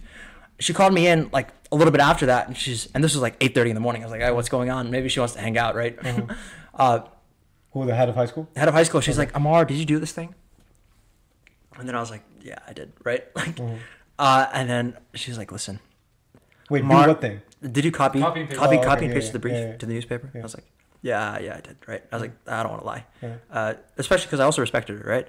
She's like, listen, Ammaar, I don't believe punishment is going to help you. I was like, you're too funny. I love you. Oh my God. I think you should live with your own demons. She's like, I think you should take this as a lesson for yourself. And honestly, that kind of changed my life for like the next 3-4 years, and then something happened in college.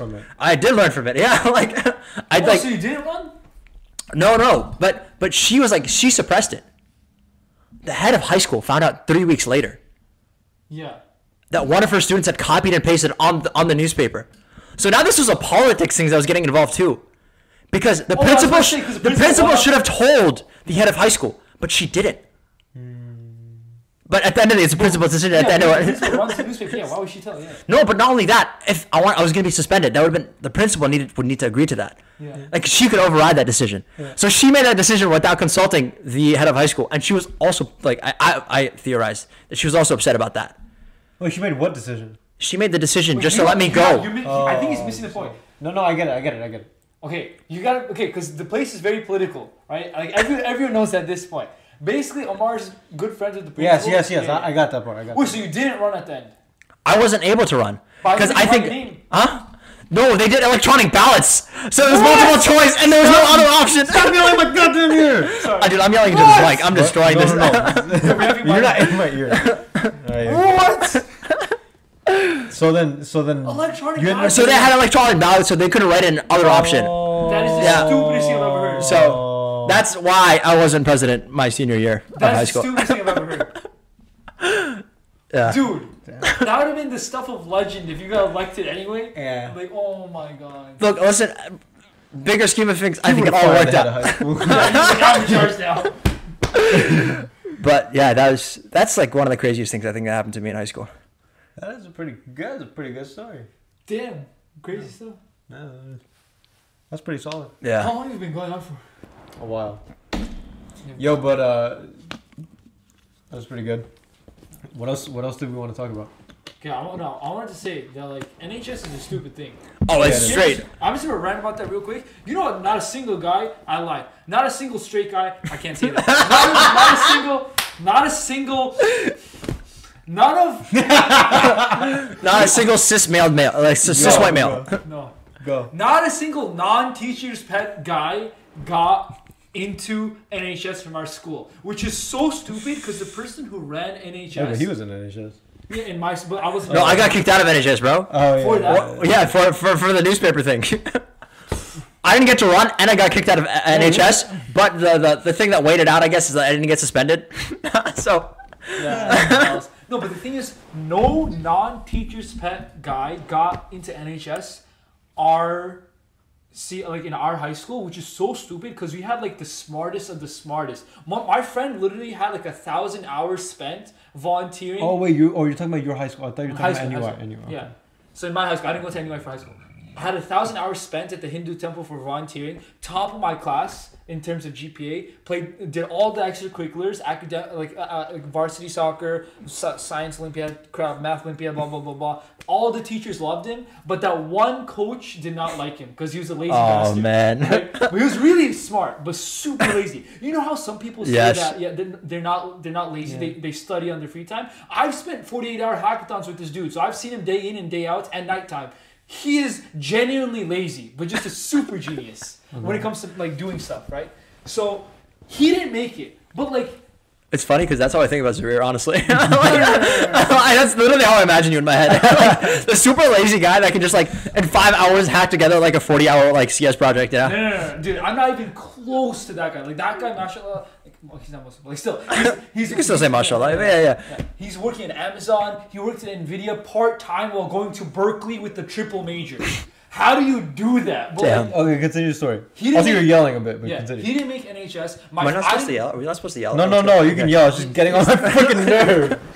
He didn't make NHS. I didn't make NHS. I was the captain of the goddamn All his varsity team. default tone is just yelling. Yeah. I was the captain of the goddamn varsity team, and I stayed on that crap for 3 years just so I could get close to the coach because they thought relations mattered in this goddamn world. Can I hear you yell? That's What do you funny. mean? No, like, can I hear you yell by Yeah, your I can definition? yell. No, yell. Yo. I don't I know, don't maybe yell. after the podcast, I want to hear you yell because I want to know what it sounds like when you're trying to yell. Okay, I'm making a point here, man. Let Okay, him finish, bro. I agree. My other friend got into Stanford, super genius with math, did everything the other friend did also, but I think he studies a bit more, but he has a genuine love for this stuff. Like, he will, like, you know how he spent time theorizing about philosophy? He will spend time theorizing about math, and I'm just like, how the frick do you find interest in this? But whatever. He didn't make it. You know who made it? 3 people made it. You have to be very careful about it. It's gonna be very good. No, this is about to get very juicy. I have to be very careful what I say here. Anyways, we're back. A little bit of our story got cut off, but In conclusion, NHS is terrible. it was a sign from God that part should not have been in I our. have another story. What? I have another story. You have another story? Same teacher. So I don't Go know what ahead. to say. So again, my science teacher in high school, I did not enjoy. Wait, hold on. Time out. Is Zarir talking like a normal person? Did you hear that? That's crazy. Can you keep doing that for a little bit? No, man. No, please. My ears beg you. Fight me. Okay, anyway, so. It's crazy. Go. Can you shut up? There you go. There it is, right there. Oh my god, man. Let me talk about it. Okay. That's my Zarir. Okay, Yeah. go ahead. No, so basically, you know what? Now I think about it, I think I have a history of not liking 2 types of teachers: science teachers and English teachers. I've never liked any of them. I think that's actually. I feel like if In any way, I did not like my science teachers, and my English teachers always hated me. Except for 8th grade was the best year of my life in any way because no one gave a damn. First of all, I gave a speech at graduation, so F you haters, I was the important person. And then, Did you give a speech at graduation? For what? honestly, I don't know, but I think it was because I was leaving and they just wanted me to give it because I was very important. Dude, people still remember me. Like, Maybe it was like a diversity thing. Look at this Bengali. Look at this pork chop. We have an immigrant that came here on a canoe, actually. He paddled his way here across the adversity that he's faced. We should understand that, guys. He goes up there and he thinks it's because he's really smart. He's like, They're like, look how we treat our special education kids. We treat them so nice. Oh, God. Alright, what were you saying? What was your story, bro? cares up. Alright, no. My thing was, now I just remembered a bunch of things, but I remember Was it the canoe that brought it back or the special ed?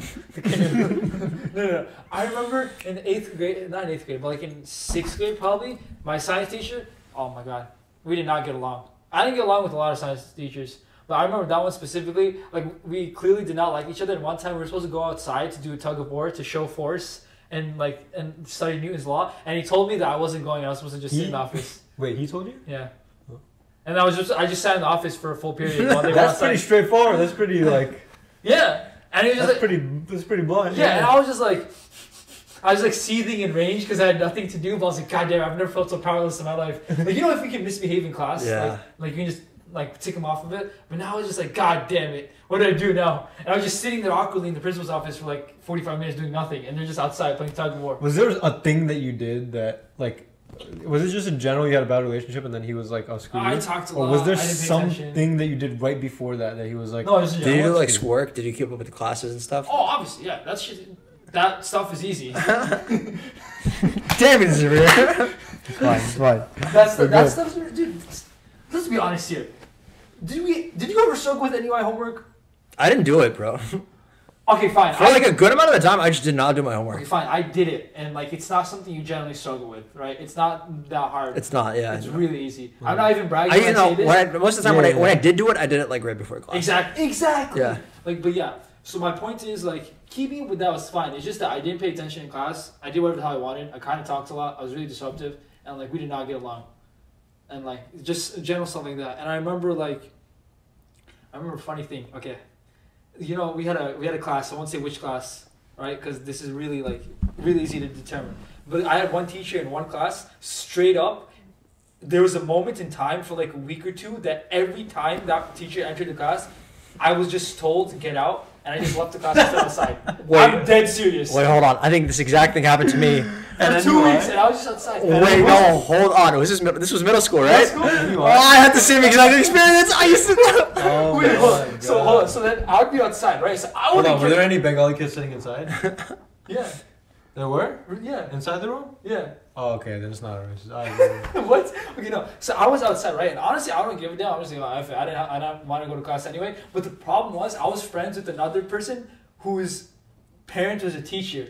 And that teacher would walk the halls occasionally, right? Oh, I was just about to ask you, did a Oh, teacher wait. ever go around? Yeah, so that teacher saw me a lot of times. And then one time, I got pulled aside. And the teacher's like, I'm being very gender neutral here, so you can't figure out what. Well, like, that teacher's like, Zurir, you're very good friends with my child, right? And I'm concerned, because I always see you outside. I'm just like, I don't know. Wait, is this who I think it is? Which one, the teacher or the child? The teacher. The teacher who kicked me out? No, both of them. Go. All right. Your problem, Forget what time the was it? inside Yeah. things. For general viewers. So then the teacher's like, yeah, I'm very worried because you spend a lot of time with my child. And if you're always kicked out, what is my child doing? And I'm like, I don't know what to tell you. I was like, I'm not doing it on purpose. It's just kind of an agreement that we have that as soon as the teacher walks in, I just leave. She just tells me to get out and I just leave. And I'm just like, oh, okay. So then the parent is like, don't do that again. I'm like, okay, I'll try really hard. I remember the next day, because at this point, the teacher, whenever the teacher walks in, her tolerance. This is absurd to me, by the way. Her tolerance is at an all-time low. If I just get up without reason, I'm out, right? So at her tolerance at this place is all-time low. I remember I tried really hard the next day. I'm like, I'm not gonna get kicked out. I'm not gonna get kicked out. And I think I like dropped my pencil and I got up to go get it. And I was out. And I'm just like, God damn it. And that day again, the parents just walking across the hallway and then just shaking their head. And I'm just like, I'm really trying. And then like, I remember those 2 weeks were just like, then after that, I just hid in the bathroom for the whole class. But the thing was, I was always scared that the teacher would come out and let me in. So I'm just like, I gotta be really careful. I gotta occasionally come in and out, but like no one can see me multiple times. And like we just had that arrangement for a while and just. That's funny, man. Oh, that is so freaking. This happened to you? What? It's happened to me, but it was a male teacher, so. Oh no. Oh, okay. It was like, there were classes where he would just walk in and be like, I'm up, get up. Yes. Straight up. Like, I just been like standing outside, like, what the hell do I do now? I was a terrible student though, so I can understand. But honestly, I don't know if I was a troublemaker that much. I was never a bad student. I was just very like annoying to deal with, which is why I guess. I was dumb in that class. That was a foreign language class. So Oh. I was like, I think in the beginning that just did not click with me. I think my best behaved classes were my foreign language class because I didn't feel like I had the right to misbehave because I wasn't. You're good at the class. You have the right to this. Oh, if more people had that attitude, wow. Yo, let's talk. So, something big happened yesterday. I have so many more stories, but yes, continue. Oh, we'll talk. You can have more episodes. Yeah, exactly. Yeah. No, but Ammaar wanted to say something. The embarrassing moment. Yeah, go ahead. Talk. Oh, my most embarrassing moment. I think this is actually the only time where I've like regretted what I've said immediately after it came out of my mouth. Like genuinely, and I was like scared about what I said. I was in this math class. I was taking Math 300 over the summer. Right? Rutgers? At Rutgers, right? Math 300 is a good class. Huh? Good class. Great class. Yeah. And the best part about taking it in the summer was like, I don't know if this is normal or not, but like there were only like 12 kids in the class. Normal. They also don't give a damn. So like. Yeah, like wait. What it started off with like 18 kids, but then eventually the class dwindled down to like 12 kids. Yeah. For Math 300, it's intro to mathematical reasoning and logic. It's It's the first proof-based class that you Right. to introduce you. It goes from like you go from numbers to creating numbers. Like that's like the Yeah. step that you go from, right? So, I'm generally getting along with like mostly everyone in this class, and there's this one kid in this class that's like. I think I had figured out that basically he was gay. He had a bunch of like rainbow flags on his laptop and everything, and he also had, hard to hide it there, bro. he also had he wasn't trying to hide it. And he also had certain. He was gay. He was gay, right? We know what you're talking We don't need about. to go into the details there, but yeah, he was. Yeah, Right? one time we were alone, and then he showed me some things. And I He was giving me a coffee, bro. That's what happened, right? So, Service? acts of service, yeah. Continue. Bleep, bleep. Alright, keep going. Anyway, our teacher really liked us since we were like such a small class, and we were one of those the Tillet building, like the learning one that's like meant to be really engaging. I love that classroom, but on the upper floors. Yeah. on the upper floor, Well, exactly. no, we're talking about the glass room. The glass room, Oh, the yeah, second exactly. one. Yeah. I remember I would go by and knock on the thing sometimes, and you get mad. Oh yeah. I think I saw you too sometimes. You probably did see me in there, but I actually genuinely really like that class because we used to engage with other people and it used to be fun and interesting. But I kind of get annoyed by people when I think they're doing something wrong, especially like solving math problems. Yeah. And it's like really obvious, like, and you're doing it the wrong way. Dude, some people. So Okay. so one time it was me, this gay kid, right, and then there's this other girl that's like standing there, and he was explaining to me how he solved this problem, right? Who, the girl or the gay kid? The gay kid. Okay. And then I was like, in my head, I was like just fuming in my head for some reason. Like, dude, this is like the dumbest thing I've ever heard. Like, I was like, This imbecile, why are you here? and then out of nowhere, I just went, "Shut up, you're gay." Oh my god, dude! Dude, and right when the words came out of my mouth, bro, there was like pin drop silence. What felt like, dude, it felt like 30 seconds, but it might have only been like 5. Wait, so what did you say after? This is very important what you say after. Dude, no. Then he started laughing. Oh, so he's chill. He started laughing, and then I've never been more relieved in my life. Bro, I was like, oh, time to get expelled again.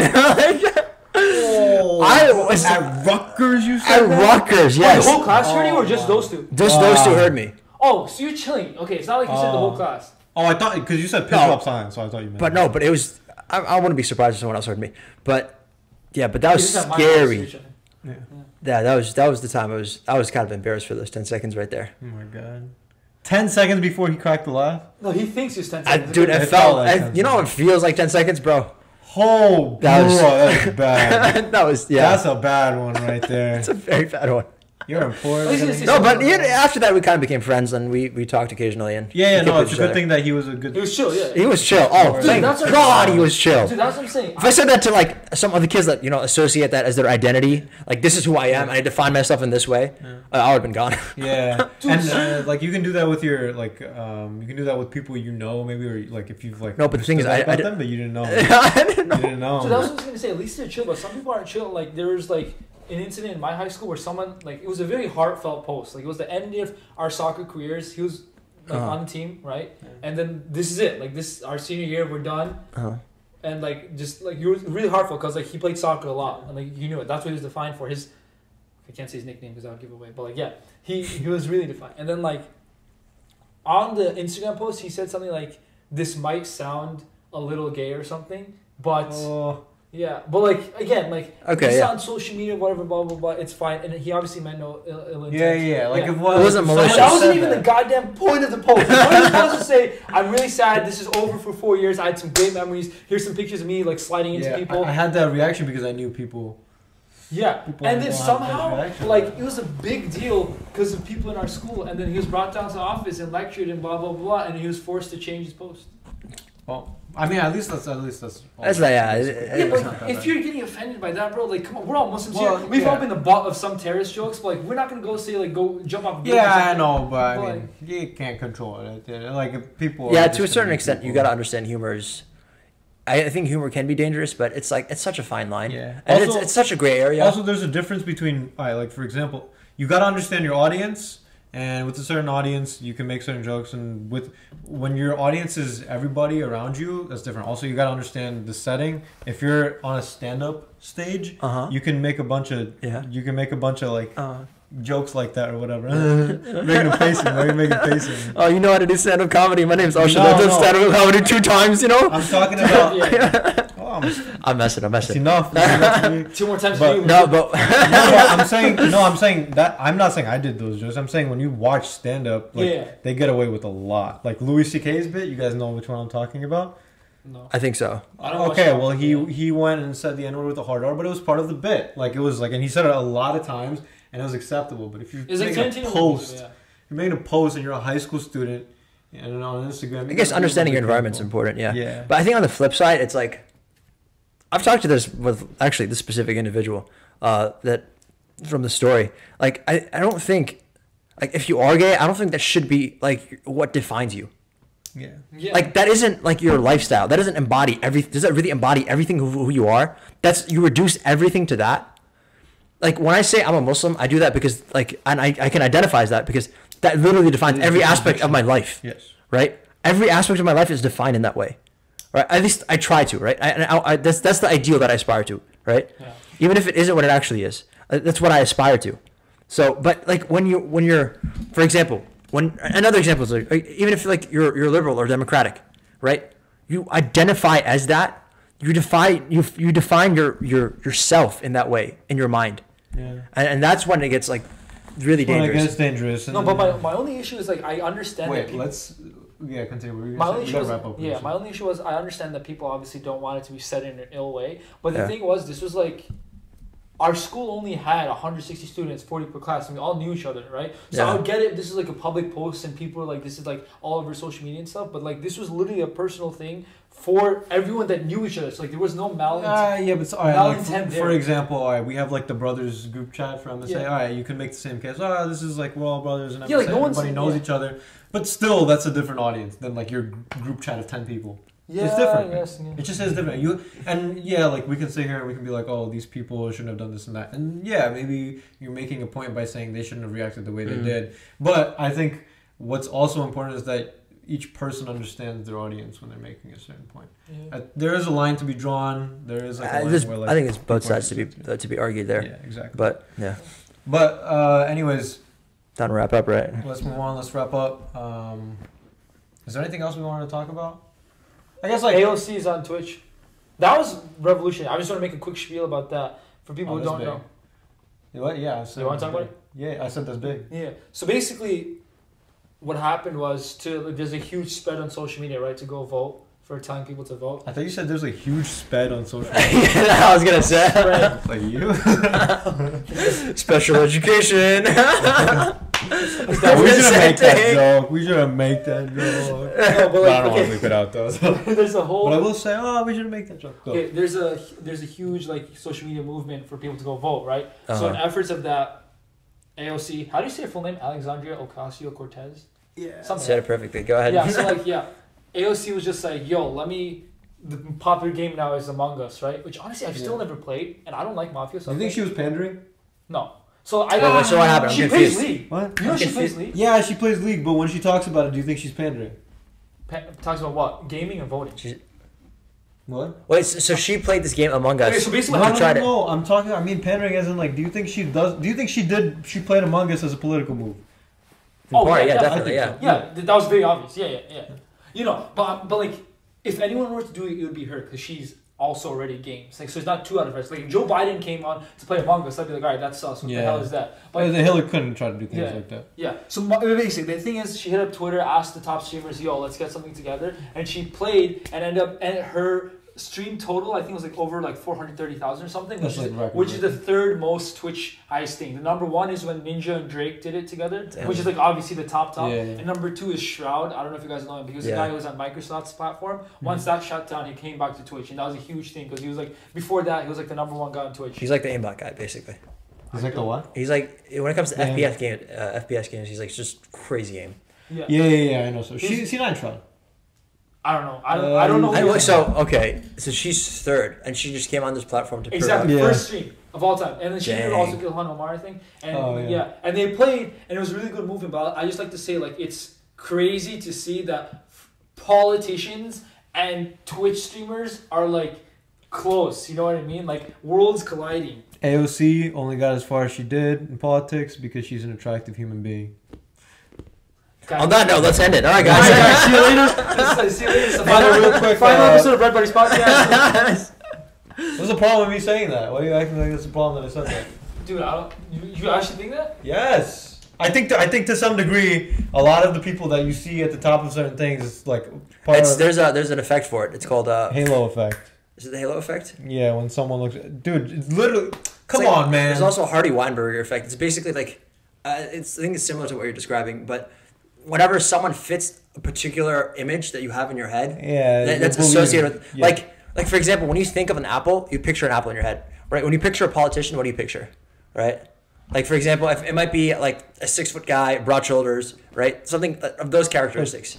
Yeah. So you are more likely to vote those people in. But I think that cross applies to what you're saying. It applies in general to human beings, which is that like sometimes like people that are better looking will just get more favor. But that's the halo effect. Yeah. I didn't mean it to be so deep, but AOC is where she is because she's good looking. That's all. I think maybe there's some meat to it. To you know, so you don't think there's some meat to it? Yeah. What? Yeah, I feel like that's a very controversial thing. Bad way to say. It's not a controversial. Okay, maybe it is, but who cares? Why do you gotta sit here as my co-host and be like, "Oh, we're canceling"? We are going to be canceled. All right, well, good thing no one watches this thing, but like, I can say that. I don't think that's a cancelable thing to say. AOC is where she is because she's a good-looking person. That's policies, if you say talent, you could say it could contribute, but you can't say that's the only factor. No, she is where she is because she's a good-looking person, and if she wasn't a good-looking person, and somebody else would do the same thing, they wouldn't be where they are. That's what Arshad's trying to say. She's a Okay, Okay, so the way you worded it made me think that she's only there because she's hot. Not in an absolute sense, but in a relative sense. Okay, well, yeah, that's kind of what I was saying. She's only there because she's a good-looking person. Like, she has stuff, she had, like, all of her things that she said would be pushed to the wayside if she didn't look the way she did. That's all I'm saying. All right, guys. I feel like I want to dissect I don't know why you brought this up at the very end. No, I want to dissect this more, but I also don't want to dissect it because we're going to get canceled. We're not going to get canceled. It's not a cancelable thing to say. It is. Bro, no, it's not. They cancel people for less. Bro, first of all, nobody watches this. Yeah, second of all, if people are going to cancel us, let people cancel us. Why do you got to be here and be like, oh, stop the recording! Like, guys! Anyways, wait, last thing. So, Khabib just fought yesterday. Big fight. Retired. Yeah. It was sad. I was just talking to Ammaar before how we're probably never going to see Tony versus Khabib. Because you guys don't really watch UFC much, right? I don't watch it too much. Okay. I'm only interested because of Khabib. You know what's good about you guys is you guys don't watch it too much, but you guys don't post on social media as if you watch I saw that. I saw so many. I was like, since when did there so many UFC fighters exist? UFC fans exist. There's some people on Twitter that were like, "Oh yeah, we called it second round," you know? Yeah. There's like 3 tiers. There's like 3 tiers of like so there's like there's like watching it and then like not. There's like watching it when you're not a UFC fan and then not saying anything. That's like what you guys did. And that's like respectable. Like I'll watch the NBA finals, but like I won't say anything. I won't make up. And then there's making a post, and then there's trying to have commentary on it. Oh my god, dude! I was getting so freaking mad going on Instagram, going on Twitter, looking at these people who've never watched freaking UFC except for when Khabib fights, having commentary on the fight. Like, just shut up. If you want to make a fucking post, look at the way he grabbed his leg over there. Yeah, the second minute, the first round, you know. Yeah, just like Khabib, had certain, because his grappling outweighs this and that. Or they'll watch the Khabib fight and then they'll comment on the fight before. They'll be like, oh, like I had Whitaker, I had Cannonier. What do you mean you had Whitaker or Cannonier? You just went based off what this person looks like. It's like I don't understand, and then they act like they don't. I feel like I'm gatekeeping in a way. Yeah, I get really mad. No, but I understand. I feel the same thing. Like, I think that cross applies to anything. When you have people that just don't know what they're talking about, talk about like things that you're. If Ammaar talks to a person and he's like crypto's stupid, he's just gonna be like that guy. I feel right now. Like I kind of got like dude, I was getting freaking upset, dude. I was sitting here with Ahmed, and me and Ahmed are like we watch UFC a lot, right? Yeah. And like we could talk about it for a long time. UFC's pay-per-view, right? Yeah, but in some households. In this house, it's just view, you know. We don't do anything illegal. Yeah, dude. Like we were sitting here and we were just like it was just like we were making ourselves mad because like you'd think we would go and look at the post and just be like, all these people suck. Screw Instagram. We'd be like, all these people suck. Who else is posting? I feel. No, I noticed that too. I was like, man, I did not know this many people knew what the hell UFC was. They don't. Well, they know what UFC is. They know the idea of it. They know the idea of it, and they act like they know what could be. No, but I feel like a lot of, at least for Raisa, most of the posts, which like now we were saying we're not commentary, but we're like respecting Khabib for ending it on his mother's wishes. Yeah. That's what I saw for most of the posts.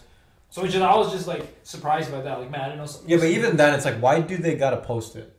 Yeah, that makes sense. Yeah, your opinion doesn't matter, guys. I don't know why you guys say it. Well, I saw something. Do you guys know John Jones? Yeah, I saw that he's not even close to me thing. Yeah, well, it's, okay. So some people. What this is. What? I don't know what this is. John Jones. Okay, John Jones is the Can you undisputed. explain what world title is? What? Is the world title just a belt? Yeah. So he's the world lightweight champion. John Jones, light heavyweight. Sorry, John Jones is the world light heavyweight Yeah, but champion. he said he won 13. What the hell is? 13 in a row. Okay, now here's the thing. John Jones is like the best in light heavyweight division, and before this last fight, I'm pretty sure he was the number one pound for pound fighter, in general across all divisions. Now John Jones is like a sick fighter. How do you determine that? There's a lot. I guess you kind of consider like competition that they had, such, how dominant they are. Yeah. Khabib is obviously extremely dominant, but he was number 2 for a long time. I think he might have gone up to number 1. But basically, I saw some posts about people that didn't know any better, going like, "Yo, I can't believe John Jones." Yeah, he might actually be watching till the end and know who I'm talking about, like the person. Yeah. He was like, "Oh, I can't believe John Jones said this. Like, Khabib is so good. Like, you stand no chance against Khabib." Okay, man, Khabib's like amazing. But put some damn respect on John Jones' name. Like, we're in like this Muslim bubble where we're like, oh, nobody can ever match that's true. Khabib ever. I remember people arguing with me how like Benzema's like the most pusher person. I'm just like, these guys really don't know. Like, I remember when Salah first started his first breakout season, like he's better than Messi, and I'm just like, what? One season of greatness and already? Like, he's a good player, don't get me wrong, but like, what the frick? Messi. Especially the Egyptians, man. Like, yeah. Like, goddamn. Oh, yeah. Dude, that was straight up racist. No, you know it. You know for a fact. Bleep.